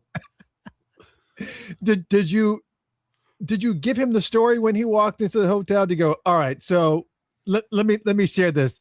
This is a mystery bucket of chicken that we got. And I don't know if something's wrong with it. So will you eat it with me? I mean, did you say anything or did you just say, hey, I've got some chicken, let's eat it? I just said, Sonny, I don't know. Somebody sent up a bucket of chicken, man. You want to get in on this? Yeah, man, I'll be right down. Yeah, there's so many angles to this story. I'm just like, all right. Well, I mean, only if you take it there. I'm not really. No, that's just one angle. It's just there's like multiple angles. So many, yes. So many. All right, like, Quest. Just so many angles. Yes, in the face. Yes. Question for Mr. Bland: what are your must-haves in your go bag for touring? That's a good question. I don't carry much with me at all. I used to carry a lot of stuff, but it's really I carry most of what I need in a backpack. I carry my laptop. I carry, a couple shirts, maybe a backup pair of bibs, overalls, not toiletries. That's it, man. I really don't. I've learned over the years to travel light because it's just better. It's just better that way. Yeah. Yeah. I try to go light, but every single time I go up to Minneapolis, especially if I'm there for like 3 or more days, I've pretty much learned that if I'm going up there, I need to dress the part and I need to make sure that, especially when I'm in Prince's house, it's kind of like, all right, I make sure that I have an outfit, that something's happening every time that I do an event, especially if I'm going to the celebration and it's going to be 5 different events. I've got 5 different outfits, and I'm not just talking about just like a brown shirt and a blue shirt. I'm talking about, I got it, man. Everything's happening. Yeah. I've been monochromatic now for many years, man. After wearing every color under the sun, I have this basic black, basically. Yeah. I don't really, it's just kind of the mode I'm in. Yeah. Although I know that like navy is the new black, and it's different energy and all these other things people keep telling me from side to side. But yeah, I mean, but the difference is that you've actually, you've been in Prince's band, so how it runs as far as, has he ever said something to you? This can count as my question, I guess. Did you show up wearing something? And he was like, no. Did he ever say anything to you, or did he pretty much control what you had on anyways? If it was for a show or for a video shoot or for pictures, of course. But generally, I dressed down a little bit. I mean, I wore a shorter hat, but I kind of resembled my image on a regular basis, And I think that was sort of expected, just that we, it's like, I don't want to be, at the grocery store and have somebody, see me kind of, on a raggedy day. It's like you had to really take, you know what I mean? Yeah. I know exactly what you mean. Take consideration for that, But I also think that, it just, I don't know. My mind is kind of. All right. Well, I don't want that one to count as my question. Here's one I want to count as my question. TV, 1 or 2 TV shows that you're obsessed with. Whoa. It can be, well, and also let's throw in also a movie, also like a movie that even if it comes on TV with commercials, you're still watching it. Like you're like, God damn it. Here we go again. Just one? No, if you got, let's start with TV. What are some couple TV ones that you're obsessed with? Well, I mean, anybody who really knows me knows I've been watching Andy Griffith my whole life. Sanford and Son is another one that's a regular staple. I'm kind of into the classics, man. I watch a few contemporary things. Like, I'll tell you one thing. My wife and I, we've been watching like House all over again lately. The Doctor. Okay. Yeah. Like Cool. that's a really, I enjoy that show because I like the characters. There's a lot of complicated development. You learn things about disease. You know, it's a full, you know, I identify with House a little bit. He's a cantankerous dude, you know. Yeah. And he's, you know what I mean? It's like, it's kind of my show. I met Hugh Laurie one time on a recording session, and he was just hanging around, and he like walked through the studio on his way out, and he stopped to compliment me. You know, he really is British. Wow, that's really cool. Yeah, that's awesome. I know you met him. Yeah. And a movie that comes on, you're like, easy. Pulp Fiction, Goodfellas, The Matrix, the first one, Equalizer 2, not Equalizer 1, but Equalizer 2. I like it. Yeah, I like Equalizer for sure. Yeah. I was watching Equalizer 3 last night on purpose. That's a good one. Yeah, I like it. And also, it's in Italy, so it's stretched. Yeah, it's stretched out a little bit long, but I like they did a little bit more character development and just kind of, you know, made sure that you were comfortable with him in that town, and I agree they were taking him in, and sure, yeah, they worked that angle. It was really well done. I think it was a little long, but with reason. Right. Exactly. Yeah. I guess I can do mine real quick. TVs, for whatever reason, I am been obsessed lately with Antique Roadshow. All right. Only because I'll sit and watch and just like, I know that one day I'm going to watch this show and some lady's going to bring something on and I'm going to have it sitting over here. It's like, I just like seeing the value of things. Cause that's the northern part of me where I would always go to flea markets and always go to these random places and stuff and see things and pick them up and be like, this could be super valuable. I just don't even know. And the other show is House Hunters, but the international version. To watch like these people go into like Singapore and go into like China and Australia and all these places.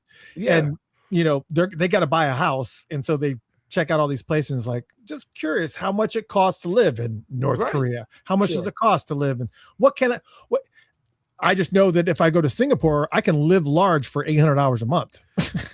That's pretty crazy to me. It's just like, wow, you telling me that, man, I could live on like a fourth of what it takes to live now over there and like be living like a king and shit. I'm sure it makes you wonder, man. Yeah. Like, God, I don't, what are we doing, dude? I'll tell you another one for me is Beat Bobby Flay. I watch that show. If one comes on, I keep watching until I've seen 4 or 5 of them. Yeah, I am like a Gordon Ramsay junkie too. Next level chef, master chef. I don't know why. I just get sucked into watching. Yeah. I can't boil water, but I love to watch people cook. Yeah, sure. And I love competition, really. I love to see people under pressure. You like to see what people create, you know? Oh, yeah. I like that. So all right, let's do a audience question here.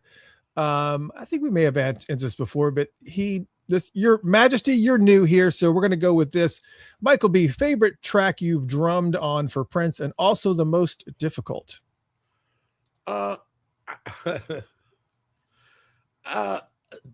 Favorites I think that The Morning Papers and God Created Woman are neck and neck for me.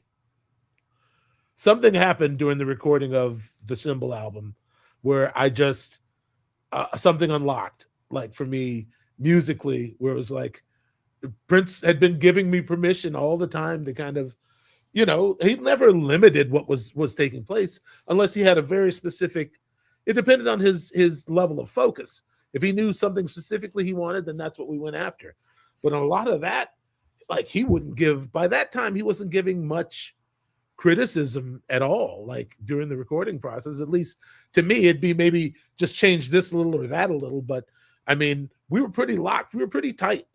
But something happened during the recording of that album where I was just like, you know what, I'm going to just express myself and just I'm not going to hold back. And I think that the playing on And God Created Woman is tasteful, but it's verbose. I'm doing a lot, It doesn't seem like it, but it's a lot for me, especially towards the outro.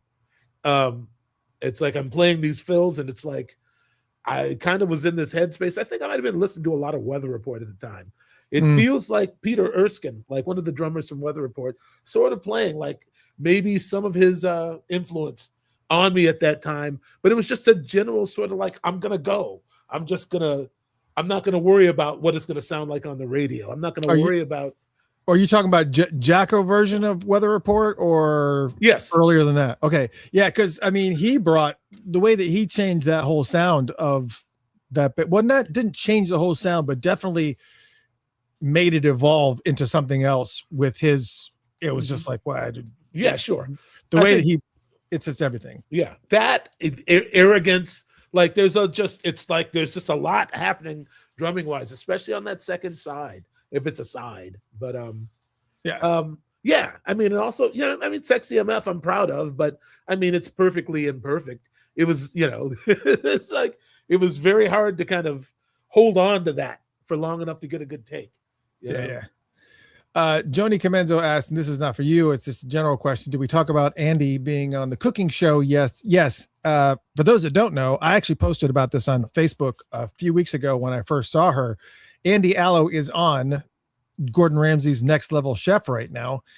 And not only has she made it past the first level, which is even getting accepted to even compete, but she also made it through the second level where they narrow it down to whose team that she's on. And she's on Gordon Ramsay's team.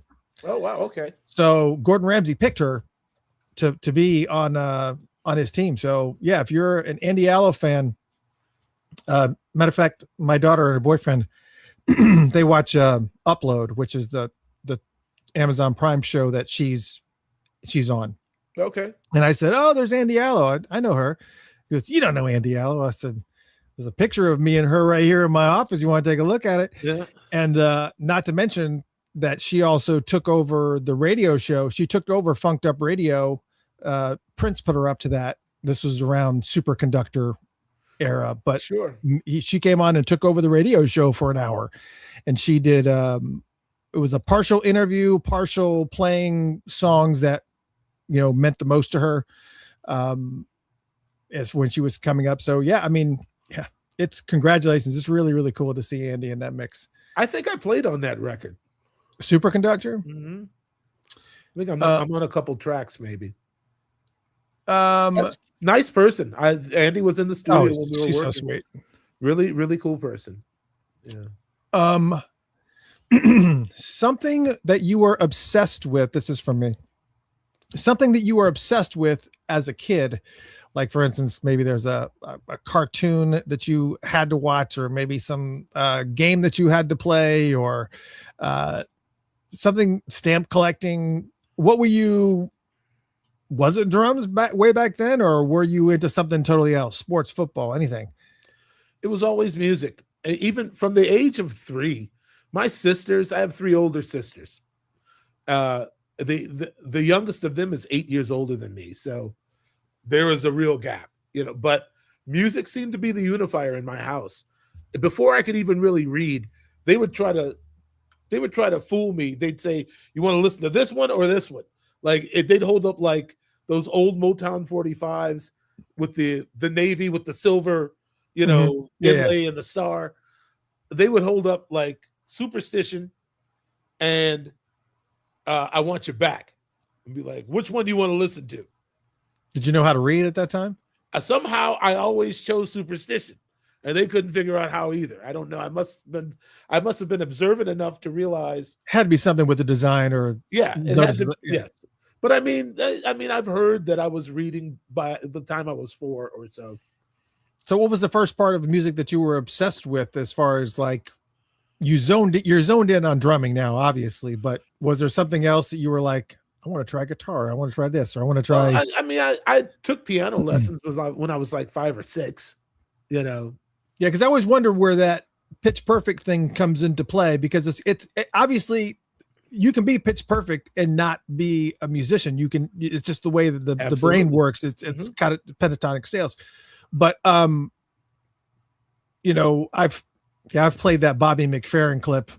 I can't even tell how many times I've shared that Bobby McFerrin clip. If you ever get a chance to watch Bobby McFerrin doing at the TED Talk on the pentatonic scale, it is unfriggin' real. Okay, that'll be my evening viewing. It's, oh my God, it's groundbreaking. It makes me smile every time I listen to it. But anyways, yeah, so I was wondering, as far as where you kind of got that pitch perfect, but if you started out playing piano, that would be. Yeah, here's the thing though. The piano was janky and old and it was never in tune. So yeah, well, I'm telling you, it was just the curse. Yeah, it was the curse, man, really. Let me see. I think I've already got I think we kind of got this question, but anyway, Andrew says, "Hey Michael, what's your favorite Prince song to play? And what's your favorite Soul Asylum song to play?" Wow. Wow, man. What's my favorite Prince song to play? It wouldn't be for me, I would think if I was a drummer, especially if I came up with that part with shh, like every time that song comes up, it's like, man, I can't wait to slam on this friggin' intro. Yeah, you'd think that, but I mean, a great deal of what it takes to be a mature musician is restraint and a sense for, the context that you're working within. And I'm telling you, I've always been a lot more proud of being, playing in support of the music than taking any drum solo. Prince used to have to twist my arm to get me to solo, man. That's not my thing. I don't care for it. I think it's self-indulgent. I think it's cheap. The crowd goes crazy no matter what you do, So I always kind of took more pride in just like, I remember that, like, the first time we went to the UK after Diamonds and Pearls came out, and I think Cream was the new single at that point.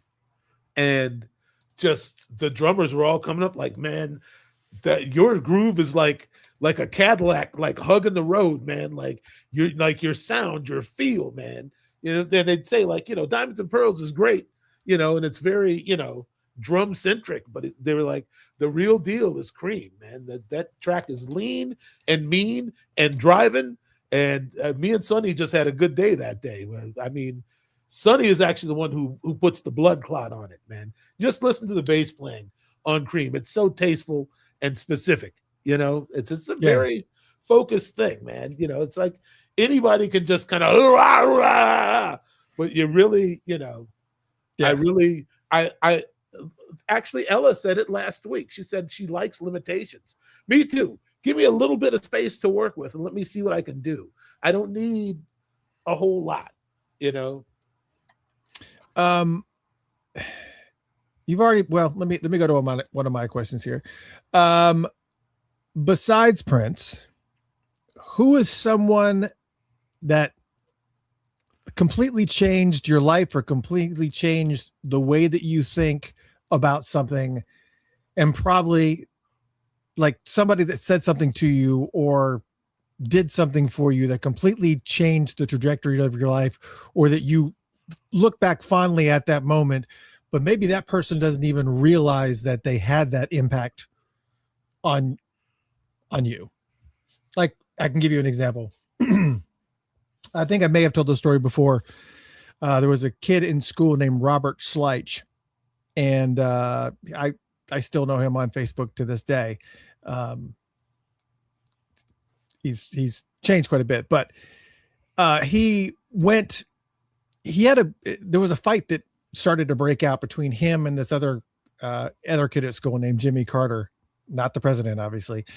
And Jimmy was, kind of a little bit more upper class, loved Harrison Ford, loved that whole, vibe. So he carried himself like that, very, a little bit arrogant kind of in a way.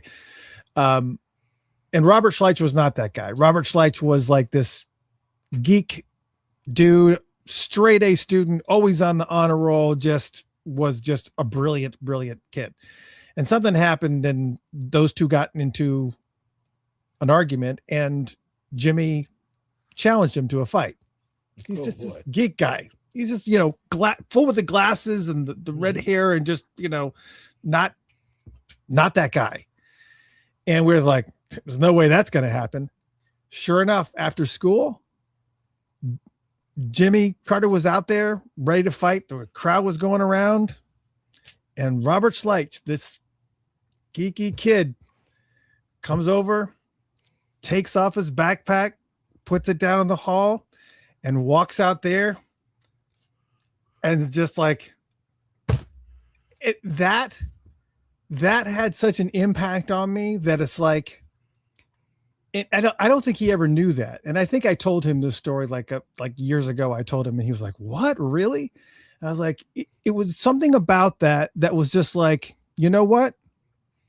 I know that I'm going to get my ass kicked, but I'm not going to back down because something, really daunting is in my face.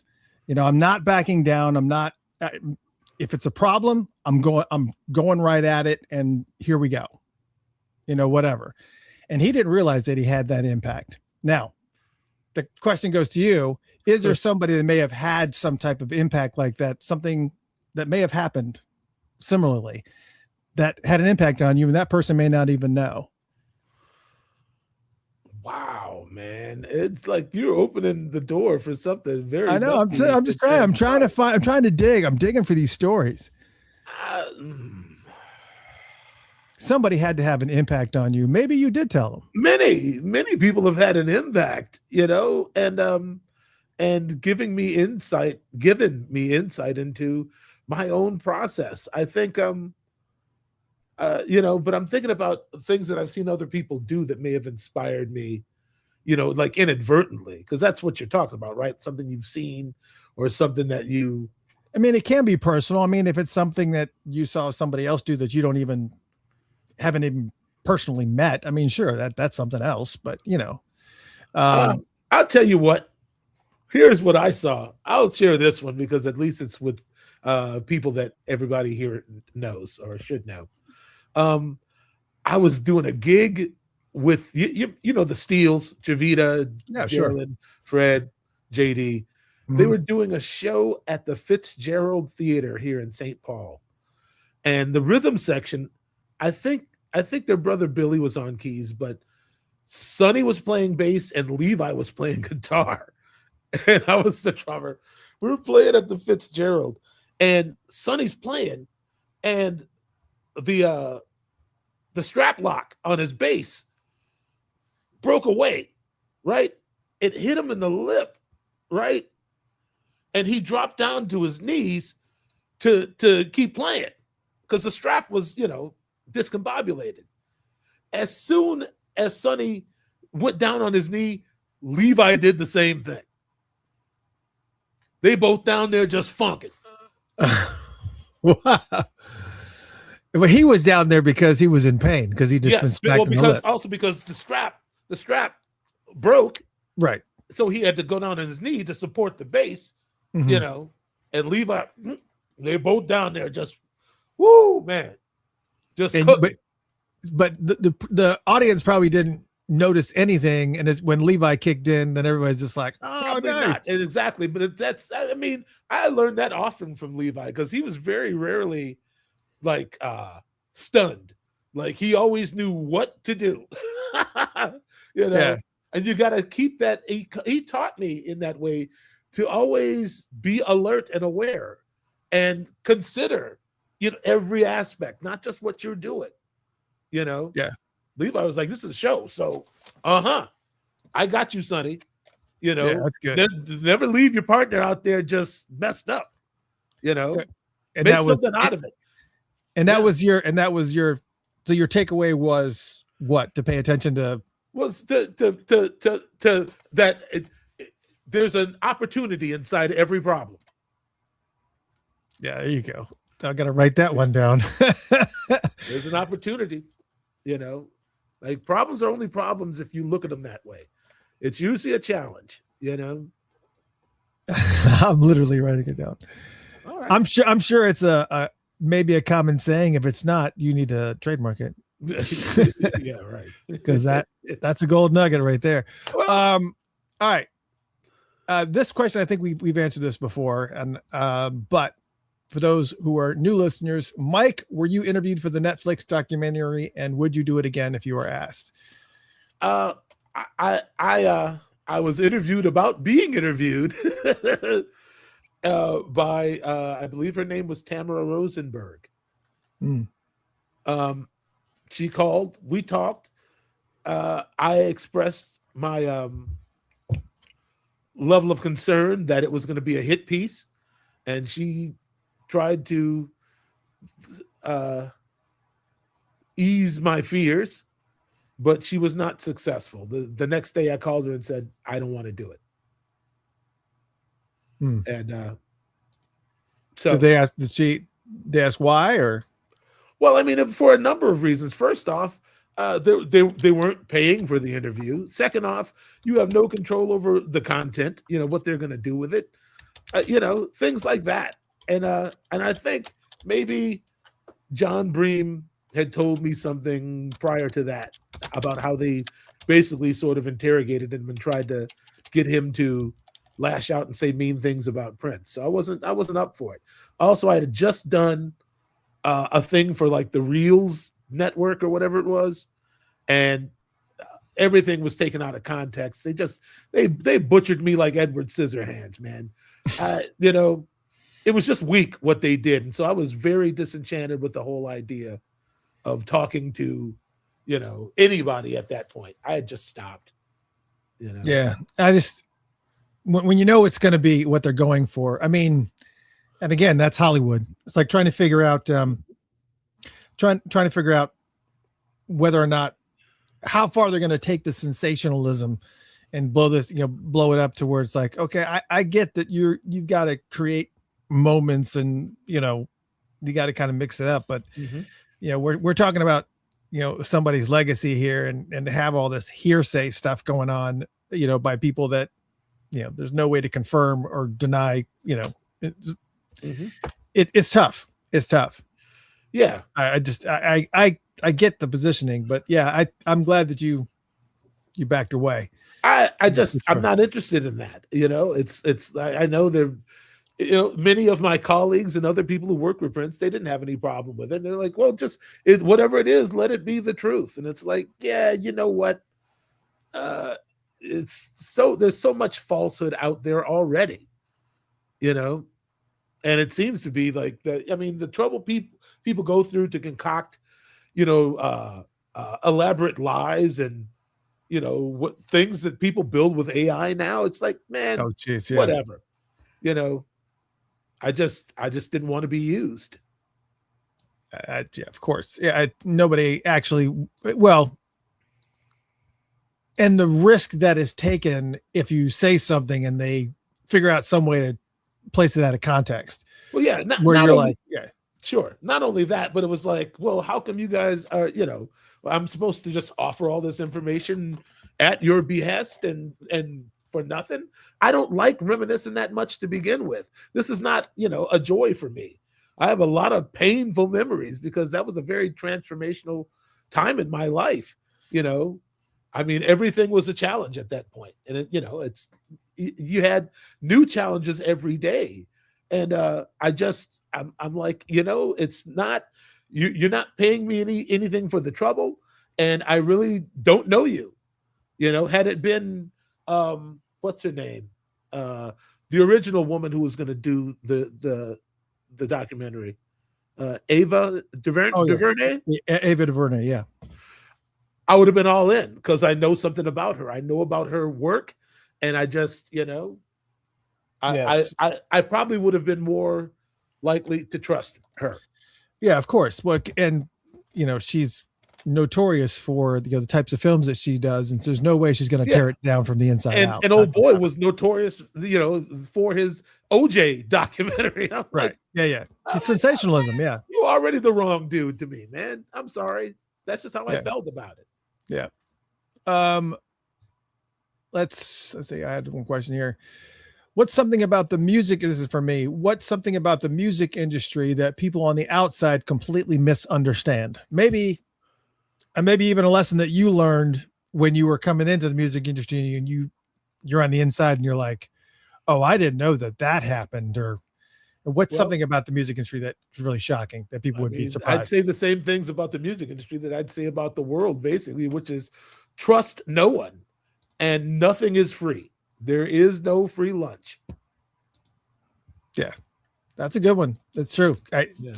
I think so many people get enchanted or enamored with some vision about whatever, and it's like, you know, They think it's a golden ticket, and the reality is it's a form of slavery, essentially. yeah, well, and everybody says, oh, every single time I heard, I think, who was it? Maybe it was Leon Bridges. I was at a show that he was opening, and he had just got signed, and he made an announcement from the stage that he had just been signed. And I remember sitting, and everybody went crazy. And I remember sitting somewhere and thinking to myself, well, I'm nervous. That's because that's step one, but I'm nervous about what could potentially happen, you know, because I watch so many of my friends get screwed in the music, you know, just with bad contracts. And it's just like, yeah. So it's prevalent. I mean, so many artists I know who thought they were on their way, and then their record got shelved, and that's all she wrote, you know? Yeah. We got a couple more questions here from the audience. Let's go with this one from Love Sexy. Did you ever used to get your drum kits from Newt Coupe Music Store back in the day? I won my first new drum set in a contest called Twin Cities Best Drummer in 1986 that Newt Coupe sponsored. And so I mean, I got a free kit from them once, but I wasn't I was 16, you know, when that store was, when I was going around there, and they were always, Bongo Johnny was always shooing me away from the new drums. He's like, go play that old kit in the back. When you play this new stuff, then it's used after you finish with it. Like, go back there and bang on the old drums, you know? So. Oh, you were that kind of hitter then. So I was that kid. Yeah, I was that kid. And John Hagg, bless his heart, he's got a drum store not too far away from where I live. And sometimes I'll call him. I always threaten to go in there, but I have bought some equipment from him that I was looking for. But New Capet was great. You know, that was my main hangout. It was right in Uptown on 28th and Hennepin. So, you know, if you didn't, we get kicked out of there and we go, you know, over to the McDonald's or to Calhoun Square and, you know, keep goofing off up that way, you know.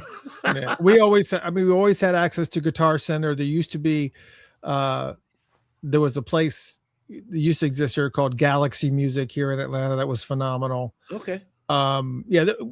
There's some really, really great music stores, and it's kind of sad to kind of watch them go away now, but it's like, it's a shame.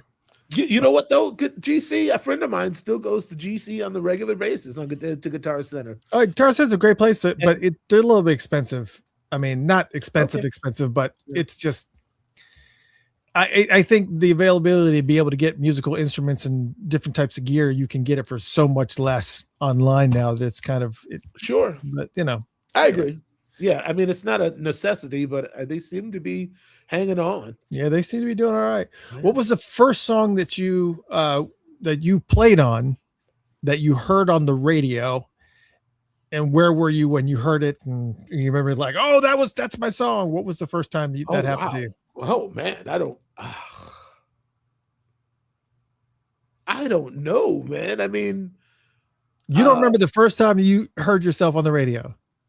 I'm trying to remember. I think for me, it was like MTV. It was like Cream came on. One time I had gotten home from Bunkers and I was worn out, man. I had rehearsed with Prince and then I went to the gig. So it's like 2:30, 3 o'clock in the morning. And I'm just getting to my parents' house. And I sit down in the front room and I turn the TV on. And I'm switching through channels. And I catch myself in the Cream video. Like, whoa. You know, I think that was one of the moments. But I remember Party Man used to come on every once in a while. And that would have been the first time. That would have been the equivalent of that experience, I think. Like the Party Man video came on and it would, you know, I'd catch it sometimes in rotation. Nice. But, yeah, man. I mean,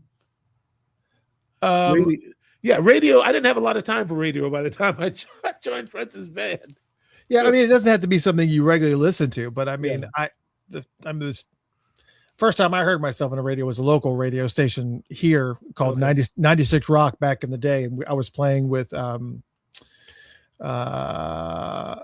band called Sly Winkerdine, and they played the guy liked our song, and he kind of did this thing where he played a lot of national music, but he also like drip in local stuff as well, and regional stuff. And cool, man. We're just driving down, and all of a sudden the song comes on the radio. And was like, oh, okay, that was amazing. That's pretty damn cool. Yeah, right on, man. Yeah. Pat says, here's a question from Pat. Michael, do you do any teaching of drumming, rhythm, music in general? Very rarely. I've had a couple of international, I wouldn't call them students, just drummers who have gotten at me and been like, hey, can I pay you to like do an hour with me on Zoom? I have a lot of questions, so on and so forth. As a matter of fact, I want to start a Patreon account. Can you help me with that? Of course. Yeah, of course. Okay. Because I just realized, like, I would certainly, I guess I don't have an aversion to sort of talking about music, any aspect of it, So I'm thinking I might start a channel. John Fields and I were talking recently about a couple of different records we worked on together, and I was like, maybe we should do a short series of the records that I've contributed to that you've produced, because we actually have a pretty decent track record. We worked with the Backstreet Boys. We worked for Miley Cyrus. What did you do with the Backstreet Boys? There was a song I played on 2 songs on a record. I think it was called Millennium. I played on a song called Crawling Back to You, and I played on another song. I can't remember the name of it now. And Miley Cyrus? Miley Cyrus. I played on a song called The 7 Things I Hate About You. It's called 7 Things. Wow. Actually, I did that here in Minneapolis. I did it at Flower Studio. Like the job fell in John Fields' lap at the last minute, and they booked him to go to Nashville on a Monday, and we only had the weekend to kind of get the track together. So he's like, if I send you this, will you go to Flowers? I already have the time booked. He was still living in LA at the time. So like to get me to fly out there and to get it, it was like, just do it there, go to Flowers, a studio I still work at, Flowers Studio over in Uptown. He's like, I just need you to play this thing down, man. So I played like 2 or 3 takes. We sent them to him over the internet. He listened while I was at the studio to make sure everything was correct. Great. And then he built the track around my drum track. Like he took the demo, he rebuilt it around the new drums, and he flew to Nashville on the Monday and got her vocal. It was so, yeah. I mean, wow. Sure. All right, just a couple quick questions from the audience here, and we'll be wrapping it up. But we have, I can't believe I went quick, didn't it? A little bit. Yeah, a little bit. No, that shit was dragging out. I don't know what you're talking about. What show are you listening to? I don't remember. What is it? Well, I guess you are the one who answered all the questions. Here's Ty Hook says, does Funkatopia.com/gummy. Does Mr. Bland have a book out? Of course not. But well, by now, need to work on that. Dwayne Tudall could basically make the book from collecting all of my interviews and whatnot. Apparently, he is, and the shows. He's been keeping.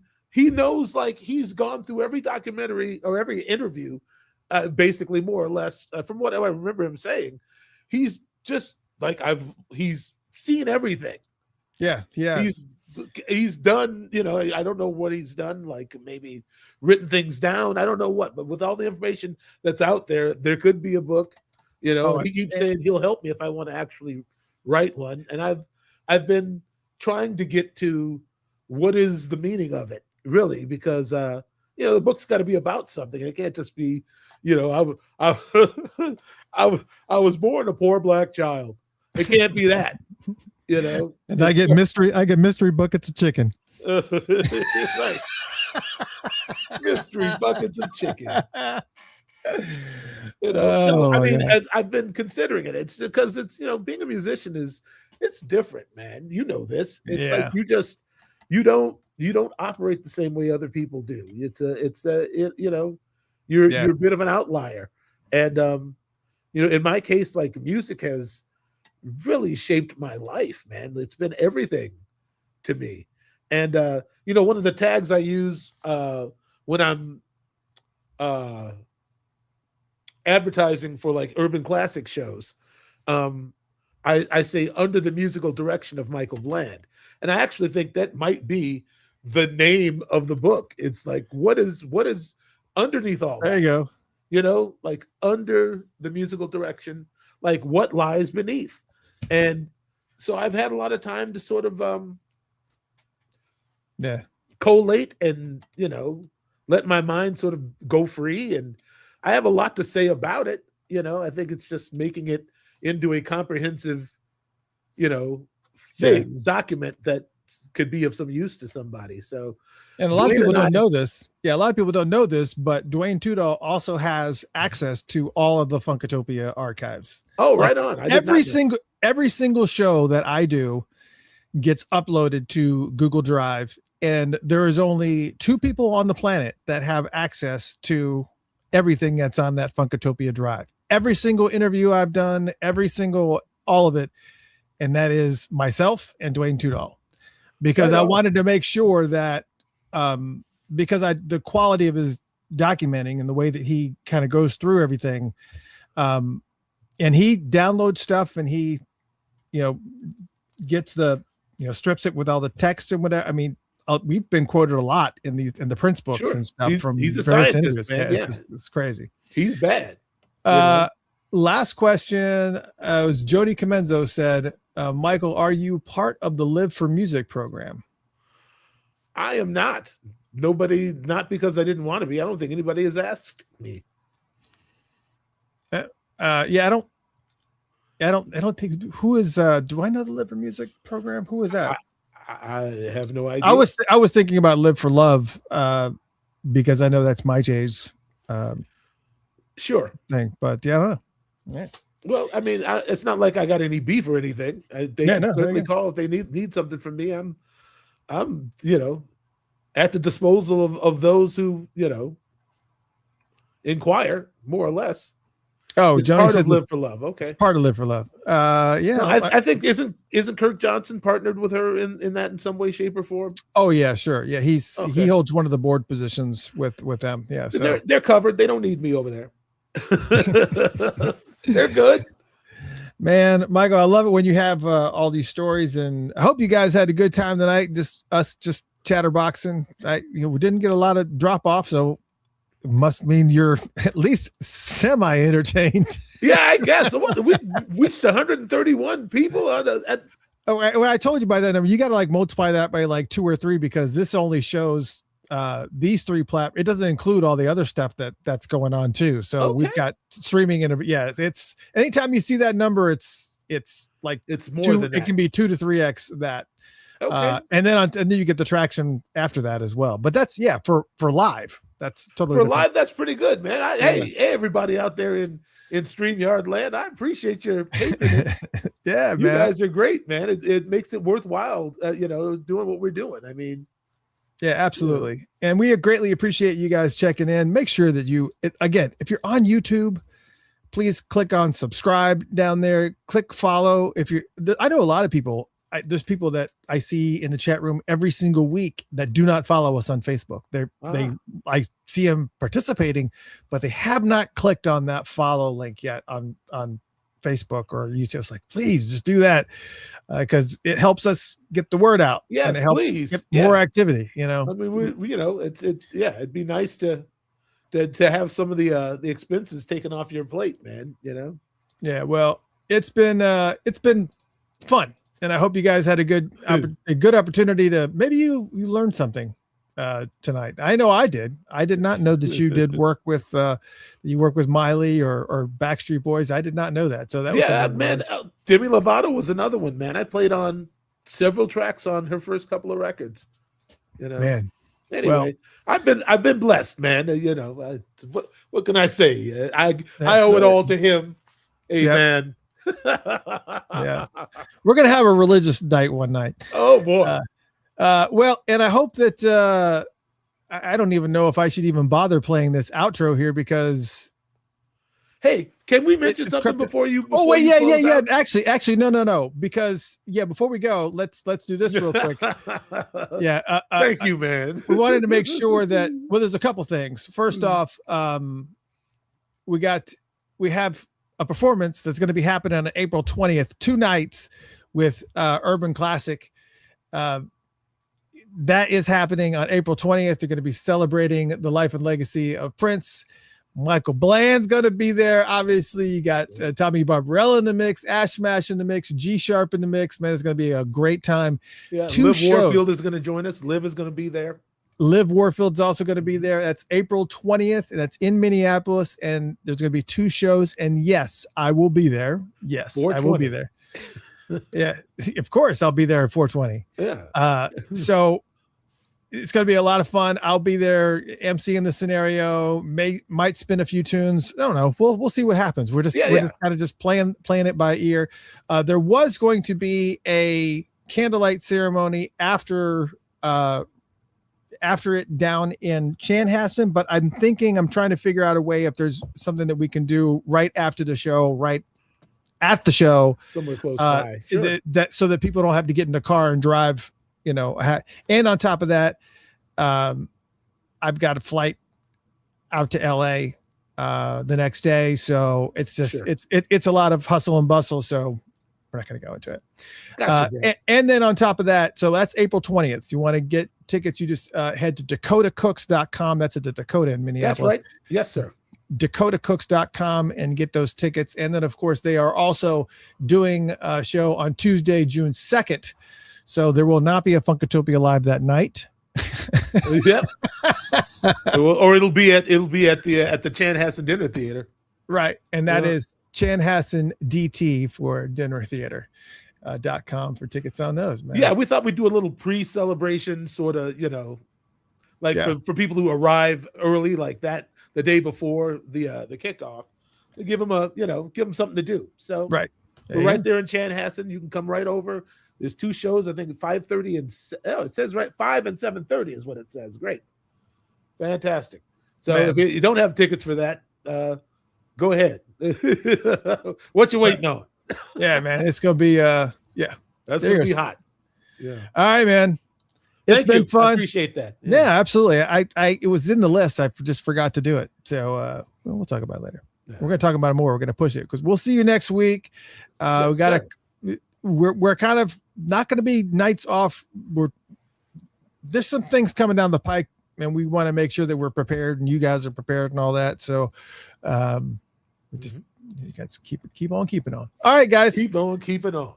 Keep on keeping on, and let's if the outro fails, I'll just go to your kind comments, and that's it. That's all right. It's looking like it's going to be a bad thing, but we'll see. Here we go. Keep on moving. Yeah, we'll see.